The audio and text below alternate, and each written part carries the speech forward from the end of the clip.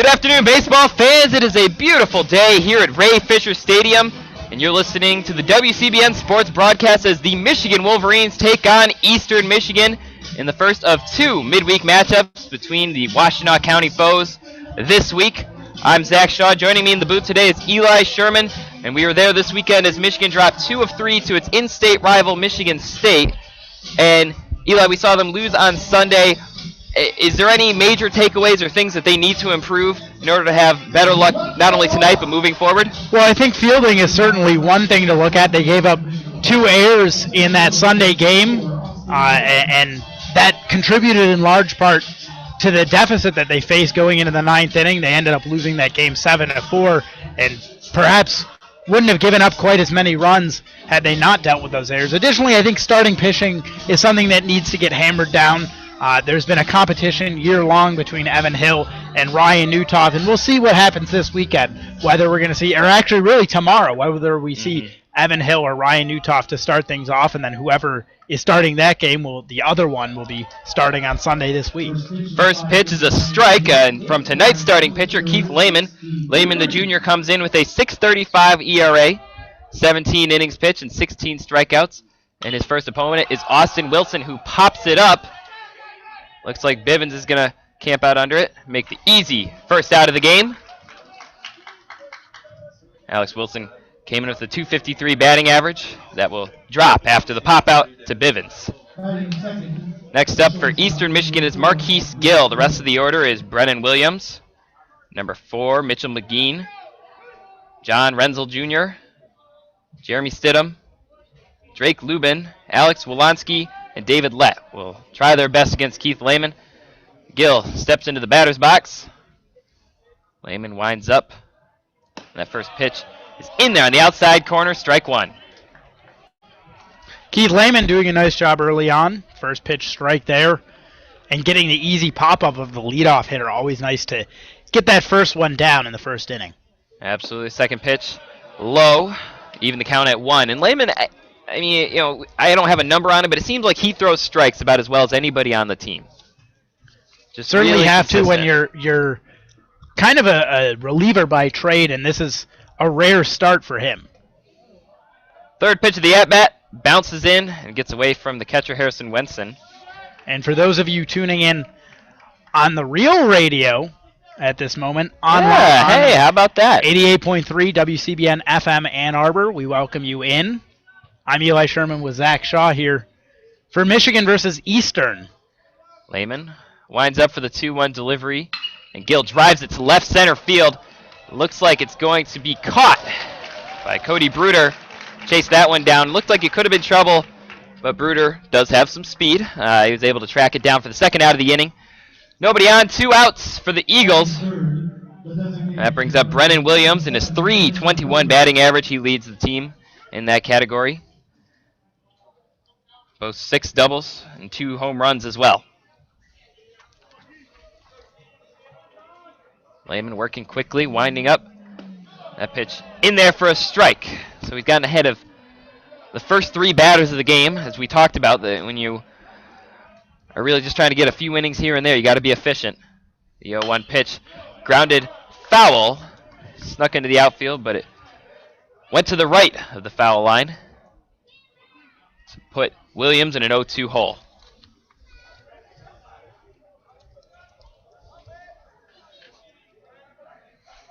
.02 on Williams. Lehman gets the sign, steps back, winds up, delivers. It's outside. Tried to get Williams chasing, but he was not going to bite that time. 1-2 count. Eastern Michigan comes in with a 17-23 record. Michigan at 29-12 after dropping 2 of 3 to Michigan State this weekend. Lehman with the 1-2 pitch. Low, even the count at 2. 2-2 count, 2 outs. For Eastern Michigan here in the top of the first, you're listening to the WCBN Sports broadcast of Michigan baseball. Lehman, the 2-2 pitch. In there, grounded foul off to the right field side near the photographer well.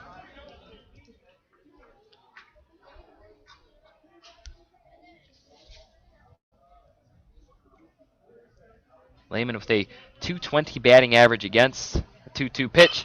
It's driven to right center field. That one's going to drop for the Eagles' first base hit of the game.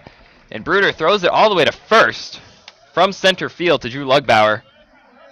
I'm not sure if he was just trying to catch Williams snoozing or thought he had a chance there. But nonetheless, not even close. We've seen Bruder do that before. He has a strong arm, and we've seen him try and get the runner out at first. Never has actually happened quite yet, but there could be a slow guy here or there once in a while. Especially these 3-4 hitters who are used to getting a lot of base hits. Sometimes you might catch them sleeping. That brings up Mitchell McGeehan, the cleanup hitter, 308 batting average, 8 home runs, more than anybody playing in this game today. Lehman with the pitch, and that's grounded over to Bivens. Bivens shuffles it over to K.O. Thomas at second base to end the inning. So 4 up, 3 down, which Michigan will certainly take as they head to the bottom of the first. 0-0 ball game. Eastern Michigan does get 1 hit off the bat of Williams. And as we talked about, Michigan dropping 2 of 3 to Michigan State. Personally, from a personal standpoint, it seemed like it was just an overall a good series against 2 good teams. Someone has to lose the series. It did not fall in Michigan's favor. It didn't seem like a cause for alarm. The 2 are 3rd and 4th in the Big Ten in standings. It just seemed like good baseball. It was a hard-fought series, and I think it was really the little things throughout that made the difference. They built it up, and I think as much as Michigan fans might not like to hear it, I think Michigan State is the better team right now at this point in the season, and perhaps I said it on the broadcast on Sunday. Perhaps this can serve as maybe a wake-up call and get the Wolverines a little bit more serious as we head into the latter half of the Big Ten season, I should say, heading towards the tournament. It's at this point all but assumed that Michigan will qualify for the Big Ten tournament. It would take an absolute disaster of a collapse for that to not be the case at this point. But they're jockeying for position, and they're jockeying for position in the NCAA tournament. They want to get a good draw, and that won't happen if they keep losing series like they did against really good teams. They got to step up. Yeah, it seems like the past 2 series losses, and it's hard to believe, but they really haven't lost many series this year. I think only Oklahoma State and Minnesota, and both times they rattled off substantial win streaks in the weeks that followed. But nonetheless, that's what they're going to try to do now against Eastern Michigan. Last time these 2 teams faced, it was not close, as they say, 19-3 on April 13th here at Ray Fisher Stadium. We were on the broadcast there as well. Yeah, I was there for that game. It was well, I never like to say baseball's boring because it has a bad rap as being kind of a slow sport, but that was easily the most boring game I've been to in a long time, and honestly, I hope this game's a little bit closer, more competitive, and more fun to watch. Usual suspects batting for Michigan today: Jake Bivens, Matt Ramsey, Carmen Benedetti, Harrison Wenson, Cody Bruder, Drew Lugbauer, Dominic Jamette, Hector Gutierrez actually getting the call at second base in the midweek game, and Michael Berdar. Jake Bivens up first, watches the first one, then fouls the second one off to the left-hand side. The left-hander is facing the right-handed Brent Matson, 4.60 ERA, 1-1 in 10 appearances and 3 starts. Matson with the 0-2 pitch, tried to catch Bivens chasing, no dice, as he throws ball 1 on the outside corner. And here's a fun fact for your Tuesday afternoon. If you thought last year's matchup, in which Michigan won 19-3, the first meeting, as Matson deals up high, first meeting between these 2 teams back in 1867, Michigan won 42-12. I don't know how you end up scoring a long game. 54 runs between 2 teams. Must be a different game. 2-2 pitch high to fill out the count. To be quite honest, I think our friend Katie, the SID here at Michigan, might have made a mistake and looked at the football score from that year. Quite possible. Payoff pitch high. Bivens reaches with a leadoff walk. That's his 19th walk of the season, and he is 8 for 12 in stolen bases, so wouldn't be surprised to see him give it a try if the sacrifice bunt doesn't fall through. That brings up Matt Ramsey, the graduate transfer, comes in with a .291 batting average, 5 doubles, 4 home runs, 22 RBIs. Seems to be getting the job done in that 2-hole.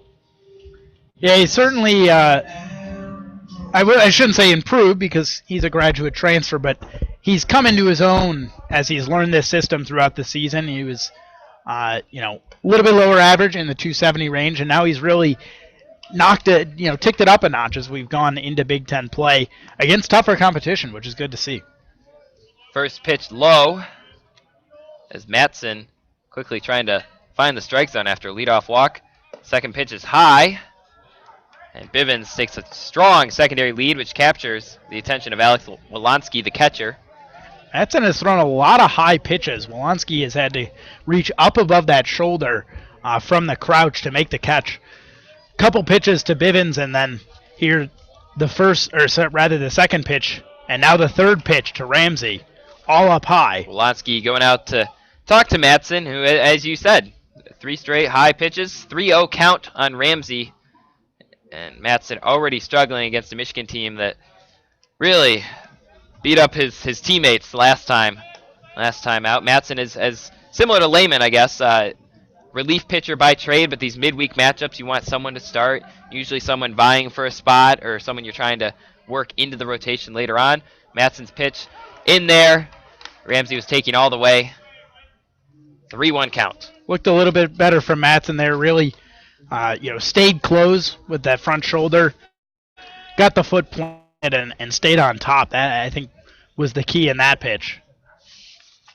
Matson, the 3-1 pitch, and that's popped up to second base for an easy out. Bivens hurries back to first base to avoid getting doubled off. That was Lett. David Lett on the catch at second base. Not a good swing on a 3-1 count. Got jammed on the inside. And you said pop up. It was more of a loopy. If it were on the ground, it'd be catch, a dribbler. Certainly. Yeah, for Lett, the second baseman. Matson, 6'6". Don't think either team has anybody taller than that. Well, I guess Jackson Lamb possibly could compete with him, but a lot of height, and he's just working on getting those pitches down. That first one in on Benedetti is a strike. 0-1 count. 1 on, 1 away for the Wolverines. He's got those old-fashioned stirrups. Those look good. Certainly does. Matson didn't like Bivens' lead. He fires a pickoff attempt over to first base. Taking a long look in as Matson gets the sign, kicks, fires. It's in there. Looked outside from up here, but he must have hit the corner just right. 0-2 count on Benedetti. Looked a little low, too. Came in somewhere in the shin region. Benedetti, one of Michigan's best hitters with a .312 batting average, but he struggled as of late. The 0-2 pitch, that one's outside. Make the count 1-2. Tried to catch Benedetti chasing. But Benedetti going through a bit of a slump, but nonetheless, 12 doubles, 2 triples, and a home run to his name. All-American candidate to start the season. Still a very likely candidate for all Big Ten. As Matson fires a pickoff attempt. Try to catch Bivens sleeping. 1-2 count on Benedetti. Harrison Wenson waiting on deck.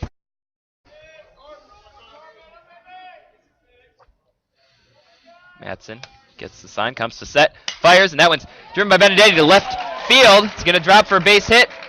Bivens will stop at second base as Stidham fields it in left field.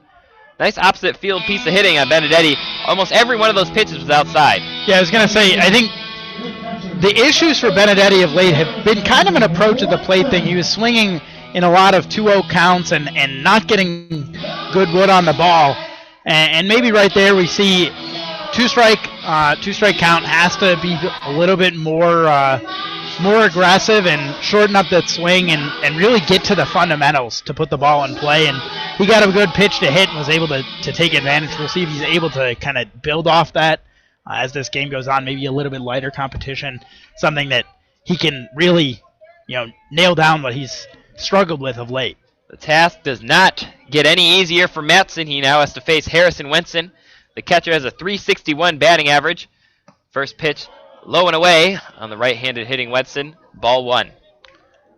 If I'm Wenson here, I'm thinking, stick to the fundamentals, because Wenson, as we've been quick to mention, is prone to those really big pull swings that'll Almost look painful in that right-handed batter's box, swinging out of his shoes. Madsen being careful on Wenson, it appears. First pitch low and away, second pitch high, 2-0 count on the slugger, who's hitting an astounding .491 with runners in scoring position. That's what you want from your cleanup hitter. Madsen takes a look at Bivens at second base, fires. Wenson taking a big swing. I don't know if that one was even in the strike zone. Nonetheless, he misses it for strike one. And there it is. I think just over-aggression and trying to do too much with not enough. Really, if he just slaps one into the outfield, gets a nice line drive, keeps things under control. That's a run on the board here in the first inning. That's what you want. 0-0 ball game. Each team has a hit. Wenson sends it over. That might be two. Let to Gill. And it's going to be a double play as he gets it to Renzel. And that'll end the inning. It looked like Michigan was starting to put a rally together with two runners on and their cleanup hitter up. But Wenson grounds out to second base. Good old 4-6-3 double play. And that'll end the first inning. 0-0 ball game. You're listening to WCBN Sports Broadcast, the official student voice of Michigan Athletics. I'm Zach Shaw alongside Eli Sherman.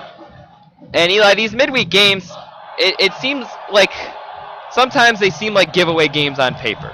Just kind of, here, you're playing a MAC opponent or you're playing a Illinois, Chicago type team, smaller schools. But as some Big Ten teams have found out, if you start to lose them or if you take them too lightly, you run into problems at the end of the season with your RPI. These are really not only must-wins, but almost must-dominate games to try to get. You want some fresh legs to play, but you also want to keep your record high. Well, it is an RPI consideration, but at the same time, we saw it can pay dividends. We saw last year that Michigan lost a couple of these midweek games. The year before that, they lost a couple of these midweek games. It's something that Coach Bakich in particular is looking at as this is somewhere where we can get a Hector Gutierrez or a Johnny Slater an opportunity to play. And these midweek games last year are what Johnny Slater really where he thrived. Okay, yeah. And he had a 3-run home run in that 19-3 game, and it earned him a spot into the lineup for the Big Ten tournament. So I think it's something that it would take a big surprise for that sort of thing to happen. Johnny Slater was a big surprise last year, but at the same time, if you're not playing those guys and giving them the opportunity, then you'll never find out that, hey, Johnny Slater can hit the ball pretty well if you give him the time to do so, and he can run pretty well too. We already knew that, but it's just an added contribution if you have a guy that you can rely on to put in big situations. Keith Lehman will come out for his second inning of work. Only gave up a hit the first time, kept his pitch count to 12. No strikeouts, no walks. His ERA now down to 6 even. And he'll face John Renzel Jr., the 5-hitter with a .226 batting average. First pitch from Lehman. That's belted to center field. Bruder looks like he's going to get it. Nice piece of hitting by Renzel, but in the wrong place. Lehman's been hit hard early here. Cause for concern. Really solid hits to center field, and I think Eastern is, they got good timing on him early, and that's dangerous. Yeah, the only thing I would say to that is that some of these midweek games you'll see a pitcher and he'll only pitch 3 innings. Depends on what Bakich is trying to do with Lehman as he faces the left fielder, Jeremy Stidham, who flashes bunt and pulls away as that pitch is outside, ball 1.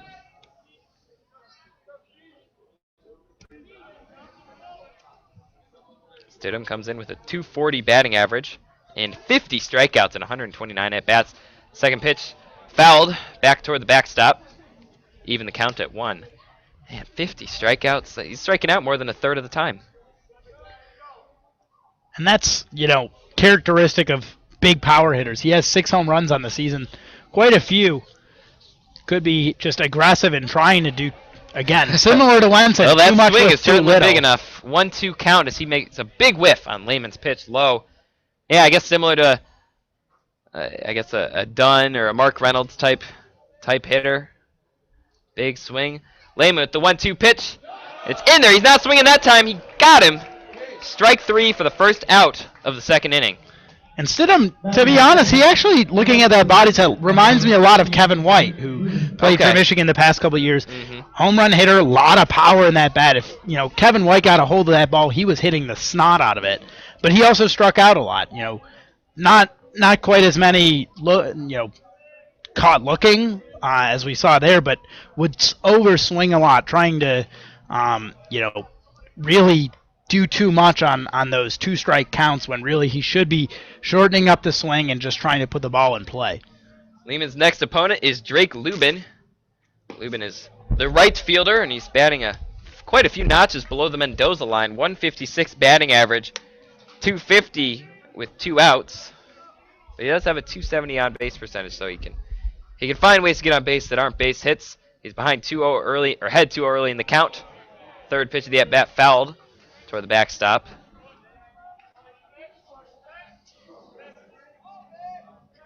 Only 32 at-bats this season. 5 hits, 1 run, 1 RBI. 2-1 pitch.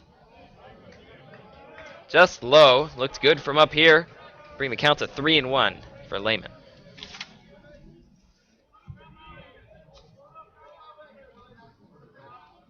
Lehman working quickly. Delivers the 3-1 pitch, and it's high. It walked him. First walk for Lehman on Lubin. There it is. That'll put 1 on with 2 outs for the Eagles here in the top of the second inning. 0-0 ball game. Base runner in each inning allowed by Lehman. And again, Lubin, as a bullpen pitcher, I don't think we'll see Lehman go too deep in this game. that's true. Drake Lubin 5 for 6 in stolen bases despite having started in only 9 games. First pitch on Alex Wolanski, the catcher, in there for a strike. Wolanski, another guy who hasn't played a whole lot. He's got a 167 batting average, but that's in just 3 starts in 11 games. Lehman, pickoff attempt on Lubin, no good. But Lubin does appear to have some wheels.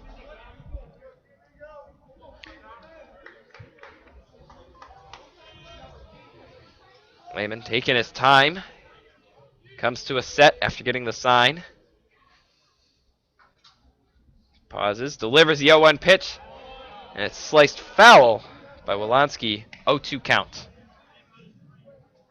And so that's the beauty of throwing strikes. In a blink of an eye after walking someone, you can come back, fire 2 strikes. Now you're 1 pitch away from getting out of the inning again. And now he doesn't really need to worry too much about Lubin standing on first base. If he can throw a strike, he'll be in good shape. Wouldn't be surprised to try to get Wolanski chasing here, though. The 0-2 pitch, just outside, 1-2. Looked pretty good, maybe a little bit out there. The bench thought it was a strike. Yeah, well, we also have a lot of glare from the sun up here, so it's tough for me to tell. I'm going to go ahead and let the umpire decide if he has the better view. I think he probably does. Nonetheless, 1-2 count as Lehman steps off. Take a breath. Wolanski hitless with 2 outs. Not sure how many opportunities that is with only 11 games played and 3 starts.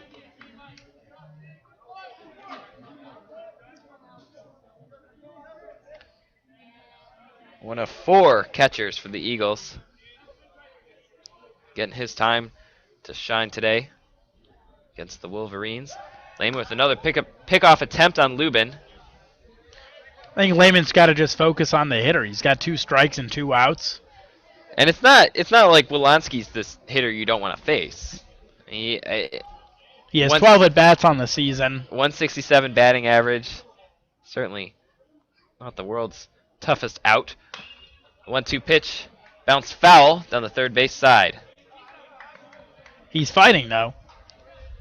Yeah, working up that pitch count.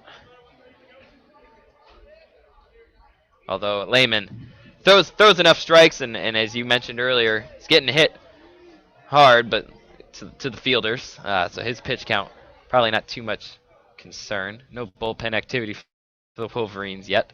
The 1-2 pitch, high. Bounces away from Wenson, but he's able to corral it before Lubin goes anywhere.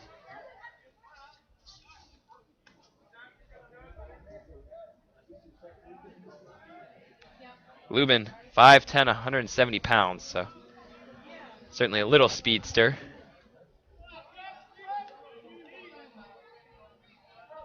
Lehman leans in, gets the sign for the 2-2 pitch. Lubin takes his lead. Lehman signals to Wenson. Takes a long pause. Delivers the 2-2 pitch, and that's fouled back into the net behind the plate. As you said, Wolanski starting to work the count here. Just making enough contact to stay alive. Anything to knock Lehman out of this game early would certainly be a benefit to the Eagles. Wolverines used a lot of their bullpen this weekend. Lehman with another pickoff attempt, I believe his 6th on Lubin. That one almost got him. Lubin was safely back, but seemed like Lehman went a little faster that time. And with 5 games this week, they also want to look ahead and try and limit. Granted, they have a couple days between now and the Lubin Rutgers. takes off. Wenson fires down to Gutierrez. It's high. Gonna be no tag. And Lubin safely advances to second base. Wolverines have a couple days between now and their Rutgers series starting Friday, but they don't want to give too much pitch time to their bullpen. Keep them well rested for a series that means a lot. They need to sweep that one to have any sort of chance of staying at pace with the upper echelon of the Big Ten. So Lubin at second base. That pitch was also a ball. Lehman with the payoff pitch, and it's fouled into the stands on the first base side by Wolanski. Wolanski closing in on double-digit pitches seen in this at-bat. Full count, 2 outs, runner on second for Eastern Michigan. Trying to get something going against Keith Lehman. Here in a intra-conference matchup. Eastern Michigan, of course, just 5 miles away from Ray Fisher Stadium, give or take. And what I assume is the 10th pitch to the at-bat hits Wolanski, so he'll safely advance to first. And that'll bring up David Lett. He's played a little more, but his batting average not much higher than Lubin and Wolanski. 175 in 22 games played. That ball hit Wolanski, but it also appeared to have hit Harrison Wenson. He's still taking his time to get set in the catcher's box behind the plate. I think it bounced off Wolanski and then might have hit Wenson below the thigh, perhaps. Or rather, sorry, below the waist on the thigh, or maybe a little bit darker area.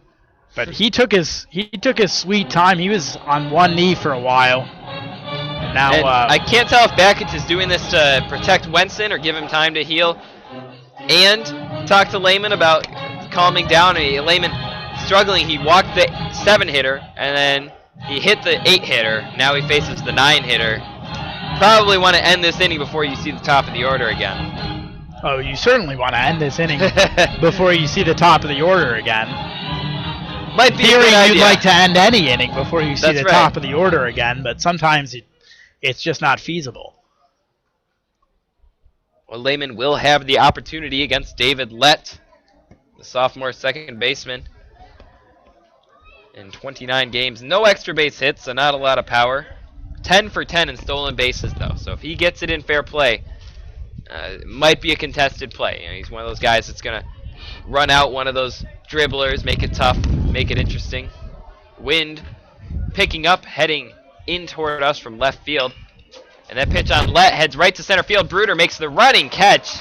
He was shifted shallow, and it paid off. That one likely drops as a base hit if Bruder's playing where he normally does, but he came in on the 9-hitter. And that'll do it for the top of the second. Eastern Michigan gets a little action. They get 2 runners on base as Lehman struggles. Lehman able to get out of the jam as we head toward the bottom of the second. You're listening to the WCBN Sports broadcast of Michigan baseball as they take on Eastern Michigan. They'll play them tomorrow as well, so we'll call it the first of a 2-game series. And then, of course, they get Thursday off. And then they have those 3 games against Rutgers, as Eli said. Big series. A good way to pad those wins. Lost to Rutgers hurts you a lot more than the wins help you. But nonetheless, Michigan looking to get a bit of a winning streak going as they head toward the end of the season. Certainly a rough start here for Lehman. Do you expect to see him for a third, Eli? I think we'll see him for a third. I don't know that we'll see him much beyond that. I think this is a game where even if Lehman gets into significant trouble, it's not likely that we're going to see the same sort of hook and short leash from the dugout that we would in a conference game. And I think it's the same thing for Eastern Michigan. This is a game against a good team. It's an opportunity to have a rest from the MAC games and kind of settle yourself today and tomorrow. Settle yourself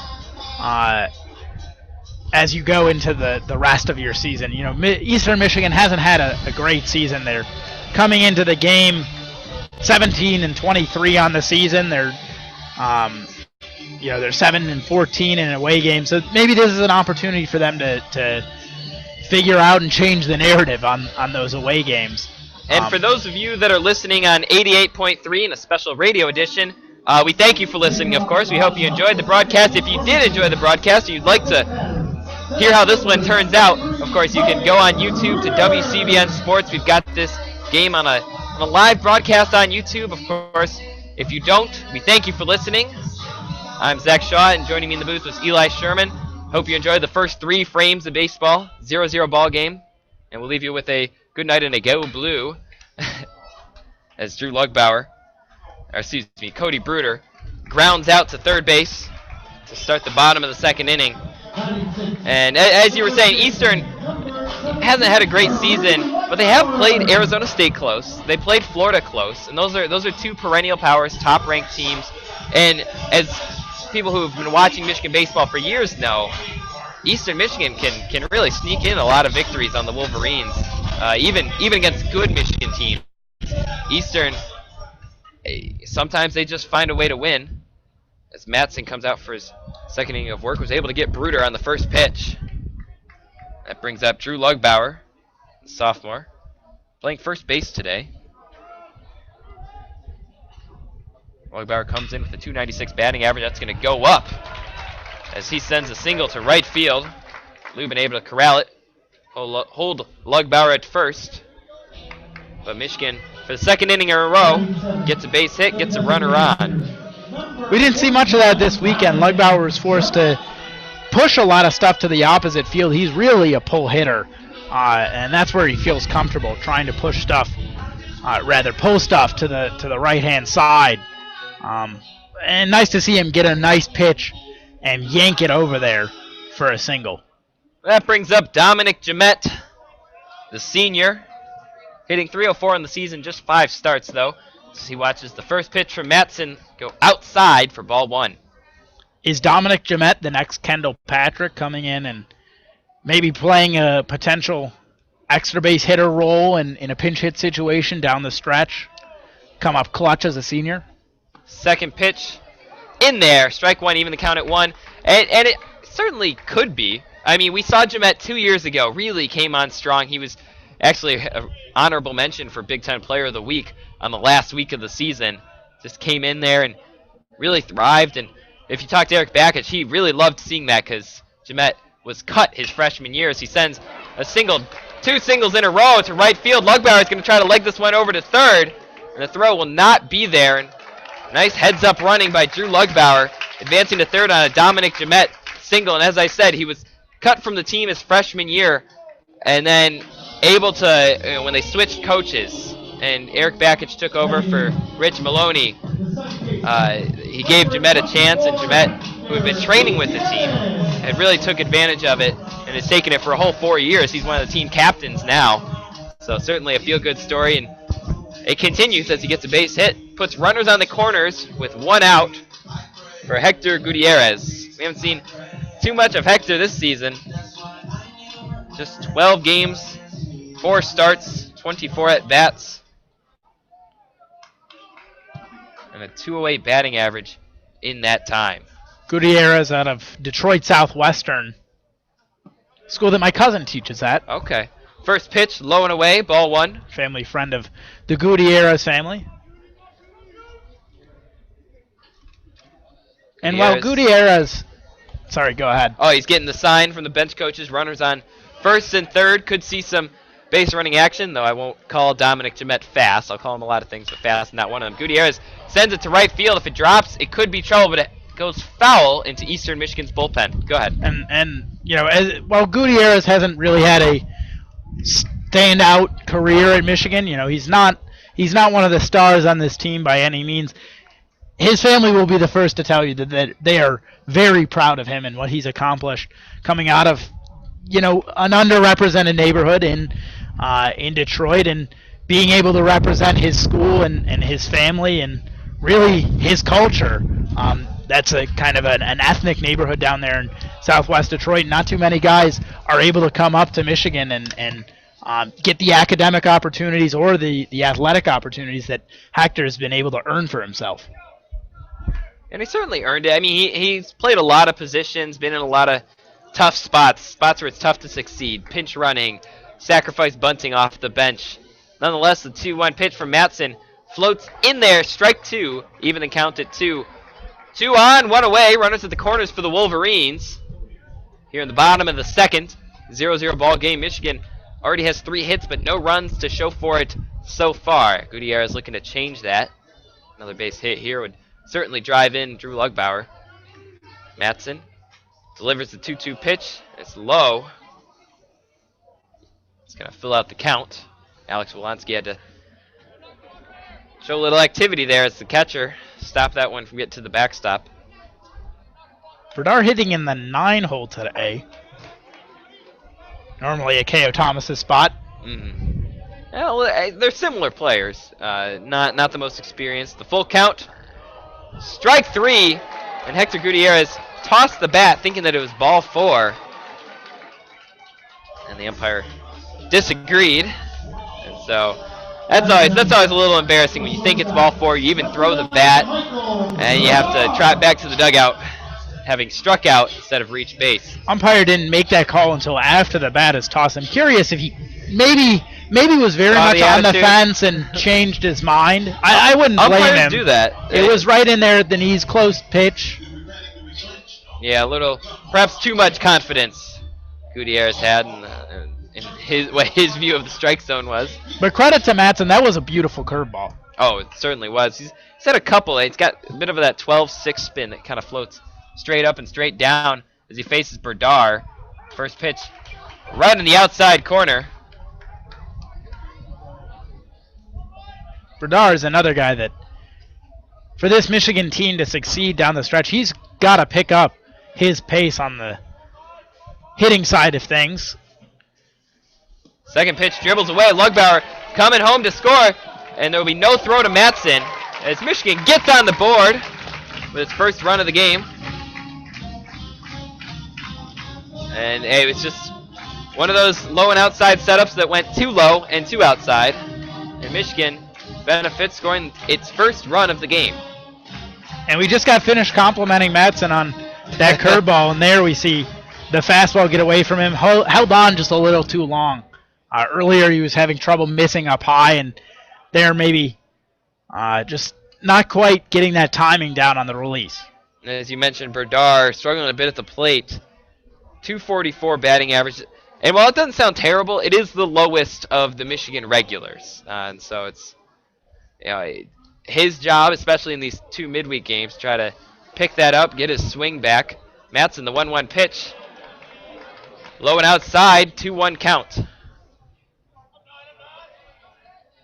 Is Berdar's average lower than Akeo Thomas's? I think they kind of jockey depending on the game and who's had more appearances. I think Akeo Thomas might be lower after a tough weekend. He's getting the day off, it appears. Berdar lays down the bunt, but it's foul. Even the count at 2. Not a bad look, although there are 2 outs, so I'm not sure. He must be going for a base hit there. Either way, very similar hitters. You know, short, middle infielders, not a lot of power in those bats. The difference really is Akeo Thomas is a freshman. He's got a lot of time to improve and find his role on this team, whereas Berdar is he's a transfer student. He's a junior. He's got one more year after this one, but he's got to figure it out a lot quicker if he wants to be a big part of this season's end and then next season. The 2-2 pitch belted by Berdar. Going to be trouble if it's fair, but it goes foul past the Michigan bullpen. If that gives you some perspective as to how well that was hit. Certainly would have been extra bases had it been fair. And I was just talking about his lack of power. That was well hit, but I'll say this. I think that's probably the farthest we're going to see Michael Berdar hit a ball on the fly this season. Had it been fair, it probably would have hit the wall right around the top of the blue matting there, the blue padding on the brick monster. So maybe a third of the way up that left field wall. Nonetheless, it's just a long foul ball. Count still 2-2 with 2 outs.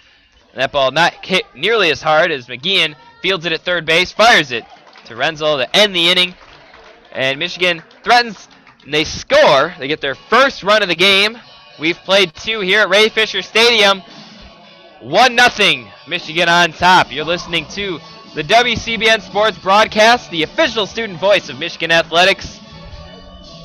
I'm Zach Shaw. Joining me in the booth is Eli Sherman, and we'll toot our horns just a little bit here. WCBN doing a nice job today off the outside of the field. We are awarded second place in the Great Lakes, second best sports radio station. We're proud of that. And proud of the work that we're doing here in Ann Arbor. We're looking to continue it. I'm graduated, but next year they're going for first. Can't wait to see them do it. Back here on the field, 2 innings done. Michigan 1, Eastern Michigan nothing. Lehman will come out for his 3rd inning of work. He's only pitched 32 pitches, which is really just a long bullpen outing so far. His ERA has been lowered to 5.68. He's given up just 1 hit through 2 innings. 1 walk, 1 strikeout, and of course 1 hit batter. He's faced everyone once. And as Eli and I have talked about in past games, this second time through the order is critical for these guys who are traditionally bullpen pitchers. It's important for them to keep mixing it up and keep those hitters on their toes, because most bullpen pitchers aren't going to face hitters more than once in a game. It's important for them to mix it up, since hitters can adjust. Good hitters will adjust. They'll talk to guys in the dugout, say, all right, how are we going to hit this guy? How are we going to figure it out? Lehman has a .220 batting average against, so he's usually pretty good at keeping hitters at bay, but not every time. Austin Wilson steps up to start the 3rd inning. Big swing and a miss. 0-1 count. And we talked in the 1st inning about how talented Lehman was at throwing strikes, and then in the 2nd inning, struggled a little bit. Looks like he's back on top, getting ahead of Wilson. 2nd pitch in there, strike 2, already ahead, 0-2. Wilson popped up to 3rd base his last time up to start the game. Lehman from the windup.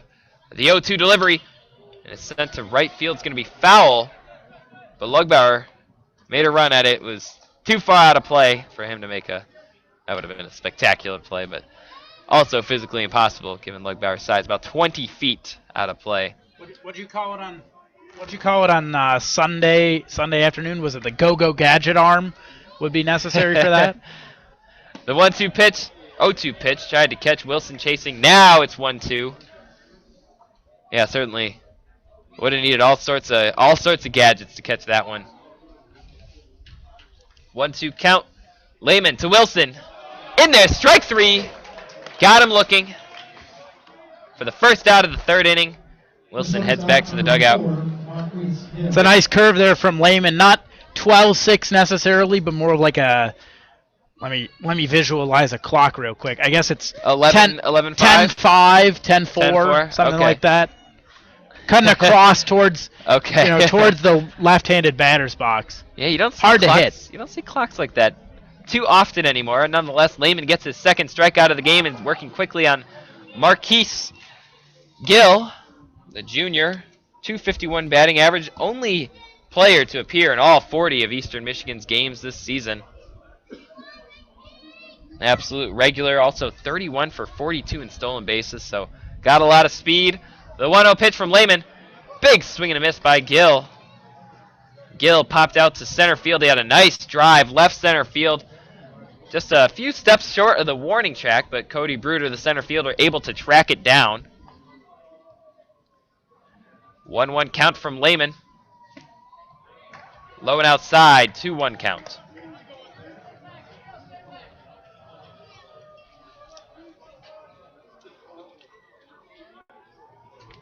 Gill from Paw Paw, Michigan. Another in-state kid. The 2-1 pitch. Dribbles in, 3-1 count. Lehman, of course, from the Chicago area. Both teams have actually benefited a lot from out-of-state recruits and commits, but Gill the exception as he fires that pitch to Berdar, who makes the throw to Lugbauer. A nice ground out to shortstop. And Gill's just one of those guys, you're just happy that he returns to the dugout. One of those guys that can do a lot of damage on the base paths and gets there often. And Lehman doing well here early. You know, he gave up a couple hard hits there in the first inning, but has really limited contact and limited the damage. Just one hit allowed. That came in the first inning. And we talked between innings about the importance of the second time through the order for these bullpen guys. How can you mix it up? How can you keep the hitters guessing even after they've already faced it? Brennan Williams steps up to the plate, the designated hitter. He watches ball one. Comes in with a .326 batting average. Lehman, second pitch, same spot. But Williams swinging big and missing big. 1-1 count with 2 outs, nobody on for Eastern Michigan. Yeah, certainly new territory for Lehman. Normally he's not seeing a lineup the second time in a row. We're seeing a lot of off-speed from him. It's working out so far. Hey, Williams sends that one to center field. That one's going to drop for his second base hit of the game. And sure enough, that one was a fastball. So Laced it. Brennan Williams with both of Eastern Michigan's hits. He reaches on with a 2-out single. Nice line drive. Piece of hitting to center field. You could say he's the early favorite for game MVP, at least for Eastern. I think that's fair to say. But we got a lot of game left. Mitchell McGee, the third baseman, steps up.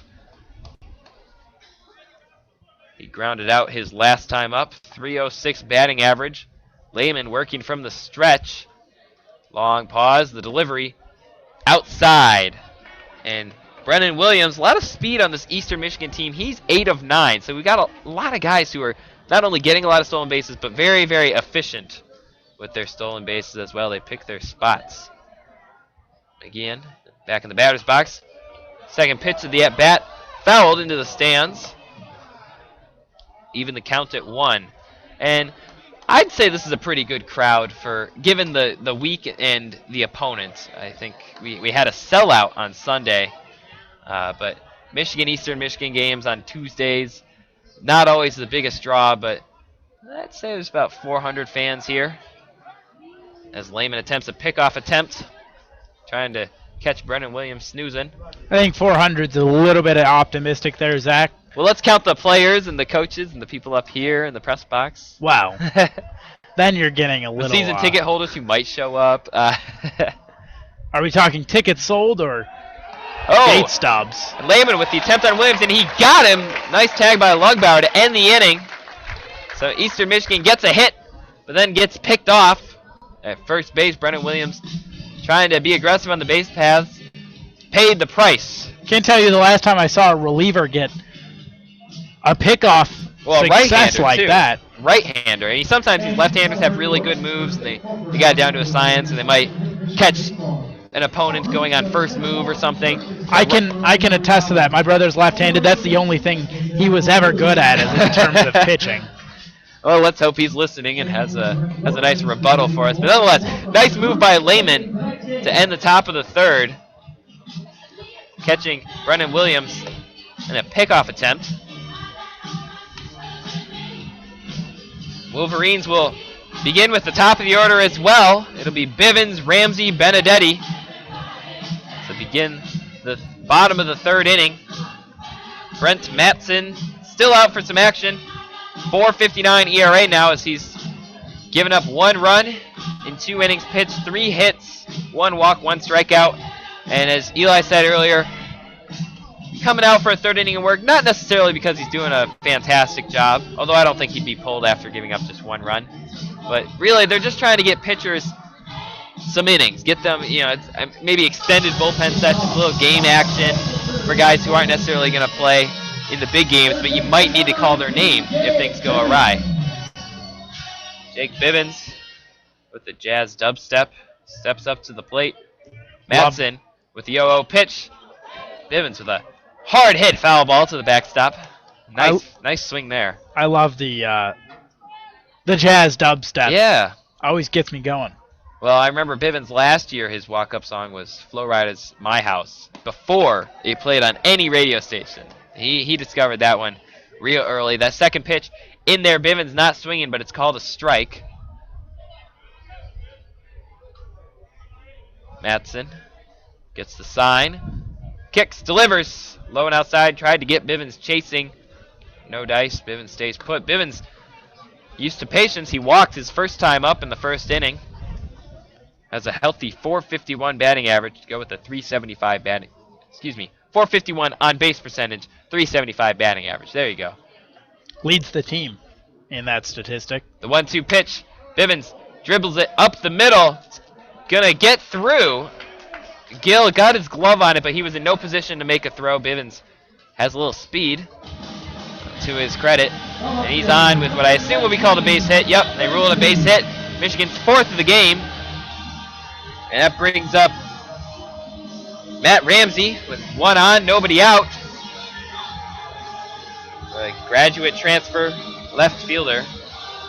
Then one of those California kids for Coach Bakich. Similar to Jackson Lines, Yeah, though a little bit older. He plays left field instead of center field. But no, it's similar. And Bakich, I'll talk about it after this next pitch, but he really likes those guys. Madsen, pickoff attempt on Bivens. Bivens slides back with plenty of time to spare, but you listen to him talk, and he loves those senior guys, and it's something that I find a little interesting because he's got a lot of freshmen. He's had more freshmen All-American the last 3 years than any team in the country, but he likes the seniors, the junior guys. He loves having transfers come in. Madsen, first pitch of the at-bat, going to be high, ball 1, and he just loves those veteran guys that have been through the grind of a college baseball season a few times. Because that first time through, you're getting used to the game. Second time through, you might be getting used to training correctly throughout the season to make sure you're peaking at the right time. The 1-0 pitch fouled off Ramsey's leg. He's going to take a moment to walk it off. But, yeah, it just seems like he's going to get one of these older veteran transfers every year if he has his way. I guess more the question I had was, why is it always that they're from California? Not that there's anything wrong with the Sunshine, the Golden Bear State. I guess that's what they call it. Sunshine is Florida. But, it's interesting that that's turned in his pipeline, given that he has all these connections out east in Maryland. Well, I will say California has one of the more prominent junior college programs. You see a lot of maybe the smaller sports like water polo. A lot of people play for the junior colleges and they end up in the Olympics. Because they're good schools because UC is very well funded. So it's not necessarily that they aren't smart enough. They're just voluntarily choosing to play at a smaller program. And of course, as any baseball fan knows, California can produce a prospect or two. But my guess is that it's the quality of the junior college to ensure that they'll be successful at Michigan on and off the field. And Ramsey sends that one to right field. It looks like it's going to go just foul in the Eastern Michigan bullpen. Keep himself alive in a 1-2 count. But I don't know. We'd have to ask him specifically. I think if he sees a good baseball player that is a good student, I think he's going to go after him no matter what state they're from. Ramsey steps in against Madsen. The 1-2 count. Bivens on first. Nobody out for the Wolverines, trying to extend their 1-0 lead. Bivens takes off as that ball dribbles in, and he'll slide in safely. At throw down to second base from Wolanski. High. Lett tried to bring it down, unable to do so. So Bivens reaches second base. A stolen base. That ball dribbled in. Nice read by Bivens, who took a strong secondary. And as soon as he saw that pitch might be low, knowing Wolonsky would have to corral it, it's an extra move rather than simply catching and throwing. He's got to field it, catch it, throw it. And he's able to advance to second base. Yeah, it's a real good jump. Good awareness. I'm not sure if he started to go before the ball actually got to the plate, but in any case, I think he would have been safe anyways. And Ramsey fires it right back to Matson, who throws it down to second base. And it looks like the umpire did a safe call and an out call, but it looks like he's going to be ruled safe. So not a bad move by Matson trying to go to second base, catch Bivens lunging a little too far on the ground ball. But I think he, in my mind, you got to go get the out at first base. Yeah, I think that's a poor decision by Matson. Obviously, you want to get that lead runner, but the runner isn't being forced, and you have to get the throw there. You have to have the tag on time, and also credit to Bivens being able to get back and having the awareness that the ball was coming his way, because that's something that if the throw isn't going to second base, he's moving up to third with ease, and then he's just 90 feet away. Nonetheless, Matson unable to get anybody on that ground ball right to him. And so that'll give Carmen Benedetti 2 runners on. Looking to make some noise. Michigan up 1-0 here in the bottom of the 3rd inning. Benedetti had a single his first time up in the 1st inning. Bivens on second, Ramsey on first.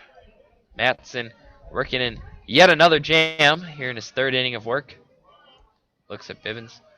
Fires a floater in there. It's high and outside, ball 1. And we saw Benedetti last time up took that outside pitch, which seems to be all Matson's throwing on Benedetti. Took it to opposite field for the first hit for Michigan of the game.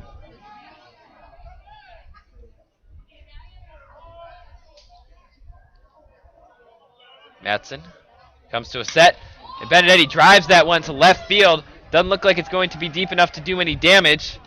As Stidham gets the catch, Bivens fakes a tag, heads back to second base.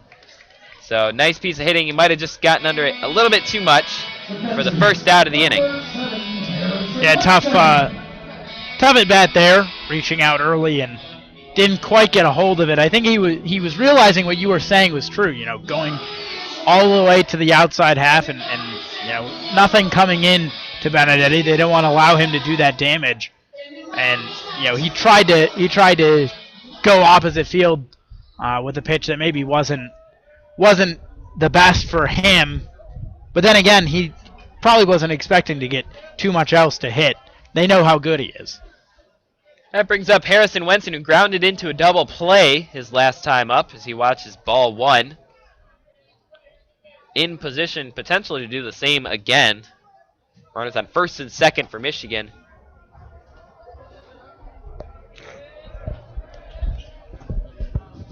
Two on, 1 out for the Wolverines. Harrison Wenson comes in with a .358 batting average and a .481. Oh, and he drives that one to left center field. That one's going to be trouble. And it drops in, and it's going to be a ground rule double off the warning track. And so that almost actually ended up worse than had it stayed into the field of play, as Matt Ramsey has to stay at third. But nonetheless, Jake Bivens comes around to score, and it'll be 2-0 Wolverines off the bat of Harrison Wenson, and man, he took that one for a ride. I'm inclined to agree. I think Matt Ramsey scores, not on he took it for a ride. That's absolutely agreed. No, I think Matt Ramsey would have scored because both runners were in motion on the pitch, and Ramsey was already rounding second base when the ball was hit. Or sorry, not when the ball was hit. When the ball was basically at the top of its flight, and by the time it landed, he was ready to round third. But they saw it go out of play, and it's an easy call for the umpires, but not an easy call for Wenson and the Wolverines, because that's another run that for them should be on the board. Well, Cody Bruder will have a chance to make it irrelevant as he faces Matson. Bruder grounded out to third base last time. He'll have runners on second and third with just 1 out. So really, if he gets it out of the infield, in the air, on the ground, he'll likely score a run, or drive in a run. Watch his strike 1 from Matson.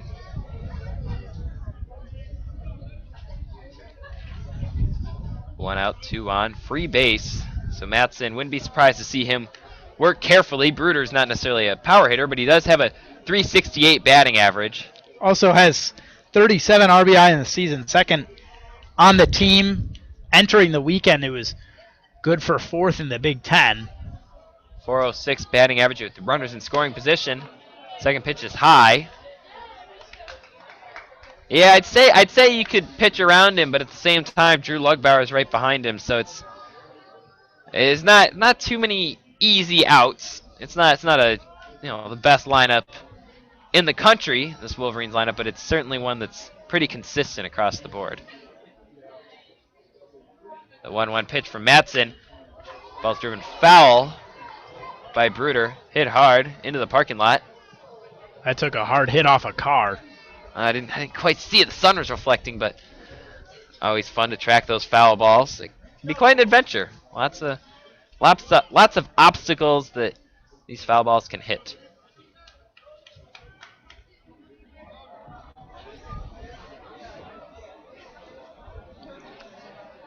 Nonetheless, it'll be a long strike 2 on Bruder as he steps out of the batter's box. Take a breather. Resets. Runners on second and third. Big opportunity to break this game open. Michigan up 2-0. Looking for more. The 1-2 pitch from Matson outside. Nice stop by Wolanski to keep it from going to the backstop. That would have probably sent Ramsey home.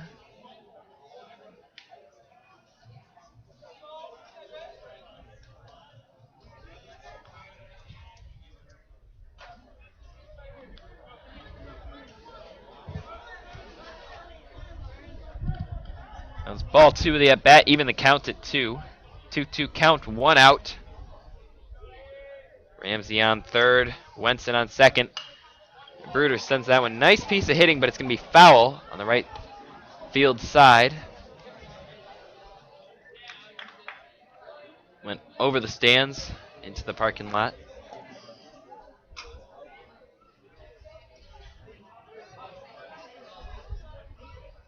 Still 2-2 count. Bruder at bat. Lugbauer on deck. Beautiful day for some Michigan baseball. That pitch is low and outside. Wolanski with another good stop. Full count. That's a tough play to make. He, stayed squared to the field. Wolanski, that is. Kept the glove in front of him. Didn't have to go to the knees to block the ball, and he stays agile that way, so that even if the ball does get away from him a little bit, as long as he keeps it in front, the runner can't come home. If he's on his knees, then it makes it a lot tougher situation. And Bruder dribbles that one over to Gill, who makes a nice play to get the out for Renzel, but not before driving in Michigan's third run of the game. Matt Ramsey comes around to score on that dribble at a shortstop. It's 3-0 Wolverines.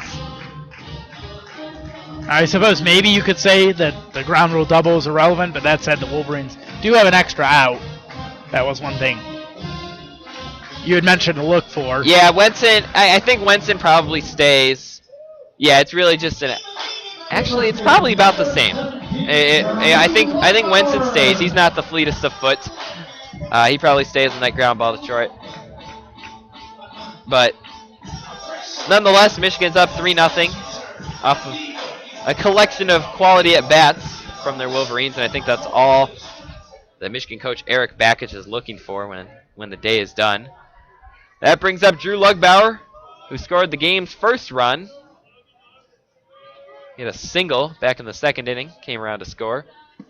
And he'll look to get an RBI. If he can get a base hit that lands in the outfield, I imagine Wenson will be able to come around to make it 4-0 Wolverines. That first pitch outside, ball 1. Giving a lot of room to Wenson over there at second base. I can't imagine that he's going anywhere. Wow. Second element of surprise, right? Second pitch of the at-bat evens the count at 1. Yeah, Wenson a healthy 2 for 2 in stolen bases. So both of those due to double seals, I might add. But you never know. He could sneak one in there. 1-1 count on Lugbauer. That's a nice piece of hitting, but it's going to go foul on the left-hand side. He got under it, and sent it to Michigan's bullpen. 1-2 count.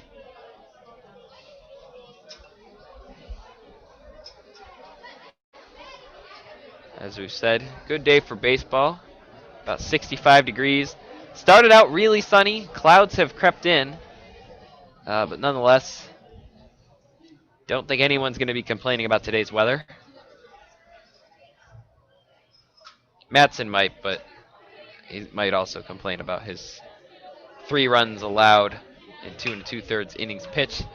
1-2 pitch fouled once again to the left field side by Drew Lugbauer.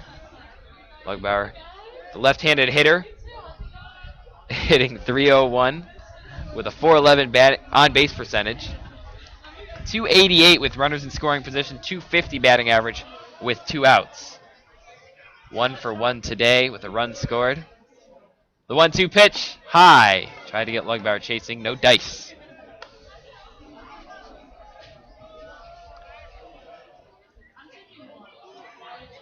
Michigan doing its 2-2 superstition.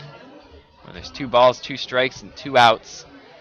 They stick their left arm out and rub their head with their right hand. The 2-2 pitch, outside, full count. I think it might be something simulating grabbing an arrow out of, I don't know what the bags are called when you hold it on. It's a kind of a backpack 4 arrows, and then they, as the pitch like comes, okay. they pull the hand over their head and then have both hands outstretched and do kind of the bow and arrow type thing. I'm not really sure what's going on. Yeah, most teams do have a 2-2-2 superstition. The payoff pitch sent foul by Lugbauer, who's working himself quite a bit of a count here. I think that's his 3rd foul ball with 2 strikes. And of course, with a full count, he'll be facing his 9th pitch of the at-bat from Matson coming up. Matson, over 50 pitches in the game. No activity in Eastern's bullpen, however. The 3-2 pitch, fouled again. This one over Michigan's clubhouse toward Yost Ice Arena. Towards Harbaugh's car. I was going to say dribbling over towards Schembeckler Hall.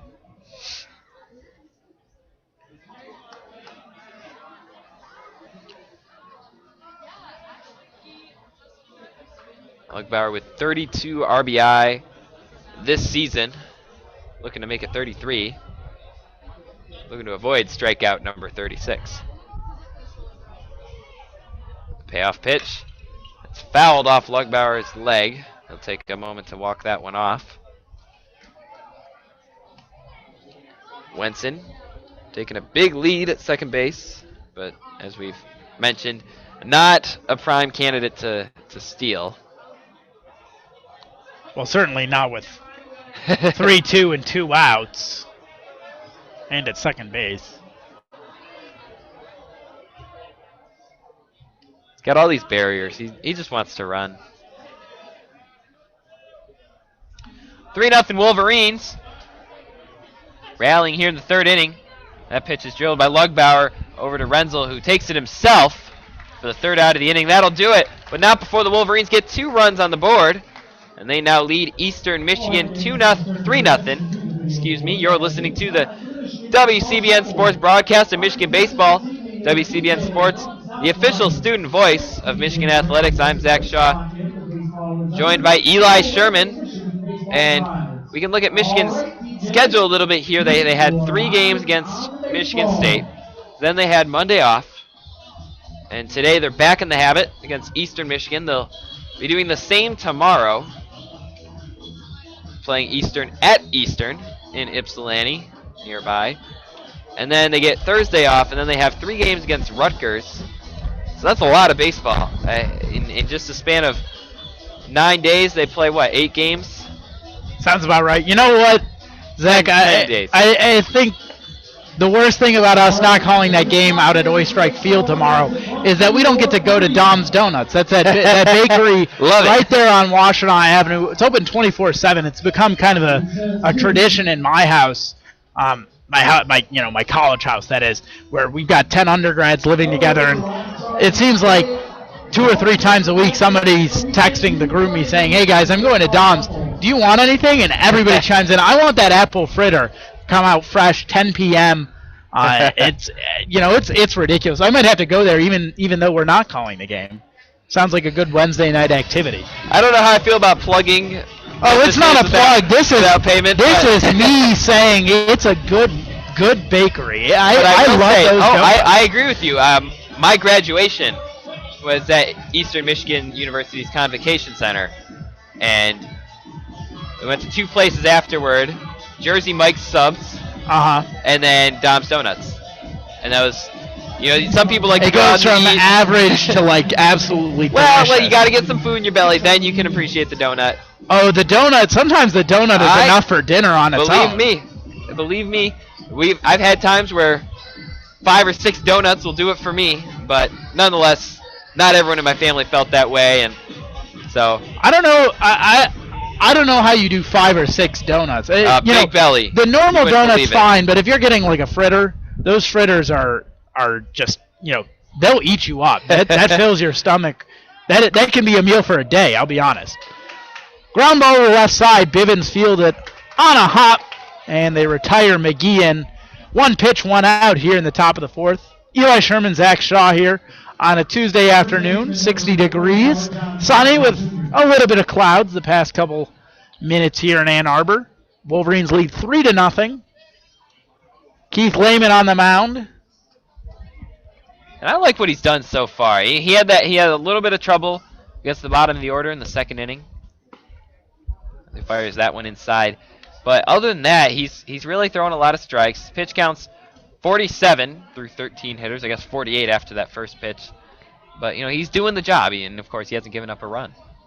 The 1-0 pitch, swing and a miss on an off-speed down low near his shoelaces. Rensel Jr., the first baseman, flew out to Cody Bruder back in the 2nd inning. The 1-1 pitch, down low, 2-1. And Lehman, I applauded his strike rate, or how many of his pitches turned out to be strikes. Only a 27-20 ratio today. Another one down low. That one hit Wenson on the shin guards on the fly. He didn't do too much to try and stop it. The count 3-1 for Rensel. Rensel is a big boy down there in that left-handed batter's box. He's 6'4", 230 as a freshman, so still time to put on a little bit of weight. He doesn't look, he doesn't look like a big guy. He looks like a big guy, but not like a meaty guy. He's got lean muscle throughout that build. Pops that one foul. Only has Tallmadge, Ohio. I assume that's how you say it, but just one of those Midwest guys that so many athletes before him have come through and just hit the ball hard. Hits that one hard down the first base line, but foul. Count full, 3-2. Talmadge looking at the map a little bit northeast of Akron. Yeah, that's some high school football. Good high school football in that area. I imagine he was a solid linebacker you can put him in anywhere. high school. Yeah, 6'4", 230. Athlete. The payoff pitch from Lehman. Lifted to left field. Tailing towards the bullpen. That'll fall into Michigan's bullpen foul. And the count stays at 3-2. Rensel only has 32 at-bats on the season.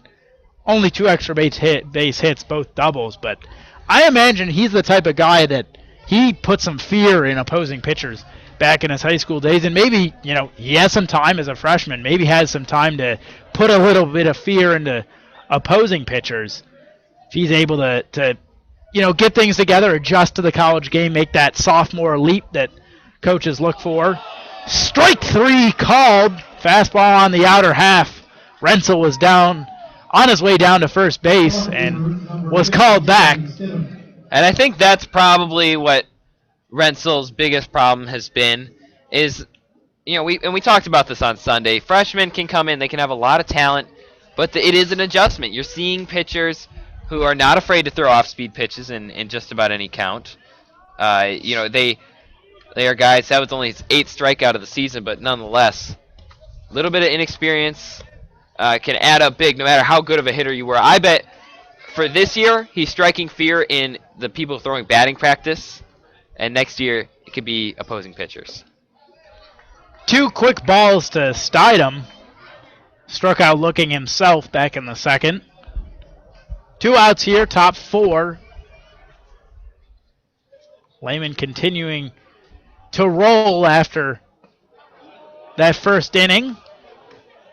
And now strike there on the off speed. 3 strikeouts, and as I said, this is his job. Just keep the game in check, keep Michigan in position to win, as they in all likelihood should win this game. Strike there, another off speed at the knees. Stidham didn't think so, but the count even up at 2-2 now with 2 outs. We'll take a look down at Eastern Michigan's dugout, see if they have any superstitions of their own. Little brim rubbing, if that's the term. Couple of them. Yeah, just 1 or 2. Maybe not quite as religious about it as the Bakich squad. That's certainly something that's really taken hold a lot since Bakich came in. He's not one of the ones doing it, but he's instilled a little bit of voodoo magic type stuff, or at least concern about it in his guys. Payoff pitch, swing and a miss. Ball in the dirt. Wenson tags him out. We head to the bottom of the 4th. Wolverines trail 3-0 here at Ray Fisher Stadium. Yeah, and to that voodoo magic, actually, I remember I interviewed him about it one time for a story. The story didn't run, but I did end up using it for my final anthro paper this spring. Interesting little article, because there's some anthropology readings out there about superstition in baseball, and I don't know about you. I guess I'll let you have a chance to speak for it, but I buy into it. I think, I don't buy into it quite as much as some hitters and pitchers, but I think there's a lot to it when you can have this ritual that you do every time, and I think some of it's placebo effect. But if you have the same thing and you're doing the same thing every time, you tend to play better. Baseball, it's like golf. It's about routine, yeah. It's a skill game, so having that routine can really help you out. I don't know. Back in my playing days, I don't think I was ever good enough that it made that much of a difference. Yeah, you just kept trying new ones until it worked. Yeah, right? but that said, the stuff that was, I guess you could say, superstition was more just me being OCD. The way that I fiddled with my glove before every pitch as a catcher. The way some catchers really like rubbing the dirt with their right hand there. That for me, I really like the sticky fingers, and I felt I could get a better grip on the ball that way. It's stuff like that it's not. I wasn't doing it because I thought, oh, this worked last time, it's going to work again this next time. It was more just it became habit, and it's hard to break those habits whether they're good or bad or neutral. For the Wolverines, Jemet, Gutierrez, and Bradar due up here in the bottom of the 4th. They look to continue on a strong 3rd inning. They scored 1 in the 2nd, 2 in the 3rd. Brent Madsen, pitcher for Eastern Michigan, still standing in there. He's given up all 3 runs. First pitch to Jemet down low. Jemet, a single in the 2nd. As we mentioned, a solid weekend, one of the few bright spots for the Wolverines this weekend against Michigan State. And now here's a hard shot to left field, way back high off the wall. And he's held to just a long single. Really tough play for Dominic Jemet. That was about 3 feet from being out of here. And instead bounces directly into the glove of the left fielder, Stidham. And Stidham a hard throw into second base to keep Jemet to just 1. Yeah, and I think if you watch their practices, Michigan's practice, I haven't had too many opportunities to do so, but when I do, the thing that stands out to me about Dominic Jemet is that he has just one of the hardest swings that you'll see. He's still got a long way to go to refine it, to be consistent, as you said, to get that routine down. But man, when he connects, he really connects. He's just got a huge swing. I should clarify, it's hard, but it's not necessarily out of control. You look at Harrison Wenson. When you see him swing, you think, oh, he's swinging hard. Jemet, it's a simple swing, and he just gets a lot of power. He really gets his weight behind the ball. It's a good weight transfer. First pitch to Gutierrez down low, a ball. Second one looked like it was right down Main Street, maybe a little bit high, 2-0. Gutierrez struck out looking in the first. That was the play where he tossed his bat towards the dugout on a 3-2 pitch, and then, similar to what we saw from Rensel last inning, got called back by the umpire. 3-0 though, here to Gutierrez, takes another one, and we have timeout on the field. The shortstop Gill going to go over and have a conversation with Matson, try and settle him down. Two guys sitting out in the Eastern Michigan bullpen. They're hanging out on that bench. No activity. 4 men in Michigan's bullpen doing just about the same thing.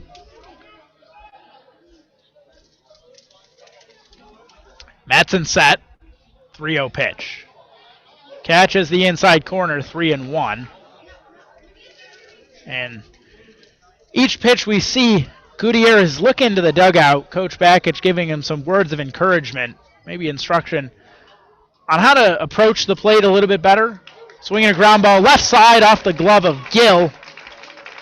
Trickles into shallow left field, and Gutierrez is on with what I would assume is an error.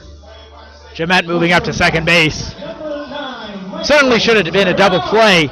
If you ask me, that's one that Gill just reaches out, flips it over to second, and then they convert the two. They do rule it an error, but nice piece of hitting by Gutierrez, just getting good contact, and that's why Bakich is so adamant about those quality at-bats, because sometimes if you just hit the ball hard, you get lucky, or things work out in your favor. And that brings up Michael Berdar, grounded out to McGeehan, the third baseman, in the second. Runners on first and second, no outs here. The Wolverines threatening yet again. They've had a base runner in every inning thus far. Failed to score in the first, but were able to capitalize in the second and third, respectively. 3 left on base on the day. And I perhaps as a coach, I wonder, or as a broadcaster, I tend to wonder how much longer they're going to have Matson out there. I assume now that this isn't just them trying to fill in a hole and get someone to pitch some of these innings. I think they're trying to train him to become a starter. 10 games played, 3 starts on the mound for Matson. So they're probably letting him work through it, but I imagine here is might be where the wheels start to turn off. Berdar bunts that one, foul. 0-1 the count for the junior. And we were talking earlier about him and Akeo Thomas, primarily on the offensive side. I'd like to comment, though, both of them very solid defensively. Particularly Akeo Thomas has impressed me as a second baseman, able to really handle himself, especially for a freshman coming into the game, ball coming in a little bit harder, and he's managed to make things really quick there at second base. And those two have a nice tandem up the middle for the Wolverines to be on top of Harrison Wenson and Cody Bruder up the middle as well. Solid middle for this Wolverines defense. Bernard squared to bunt again. It was a ball as he pulled back. And Matson set for the 1-1.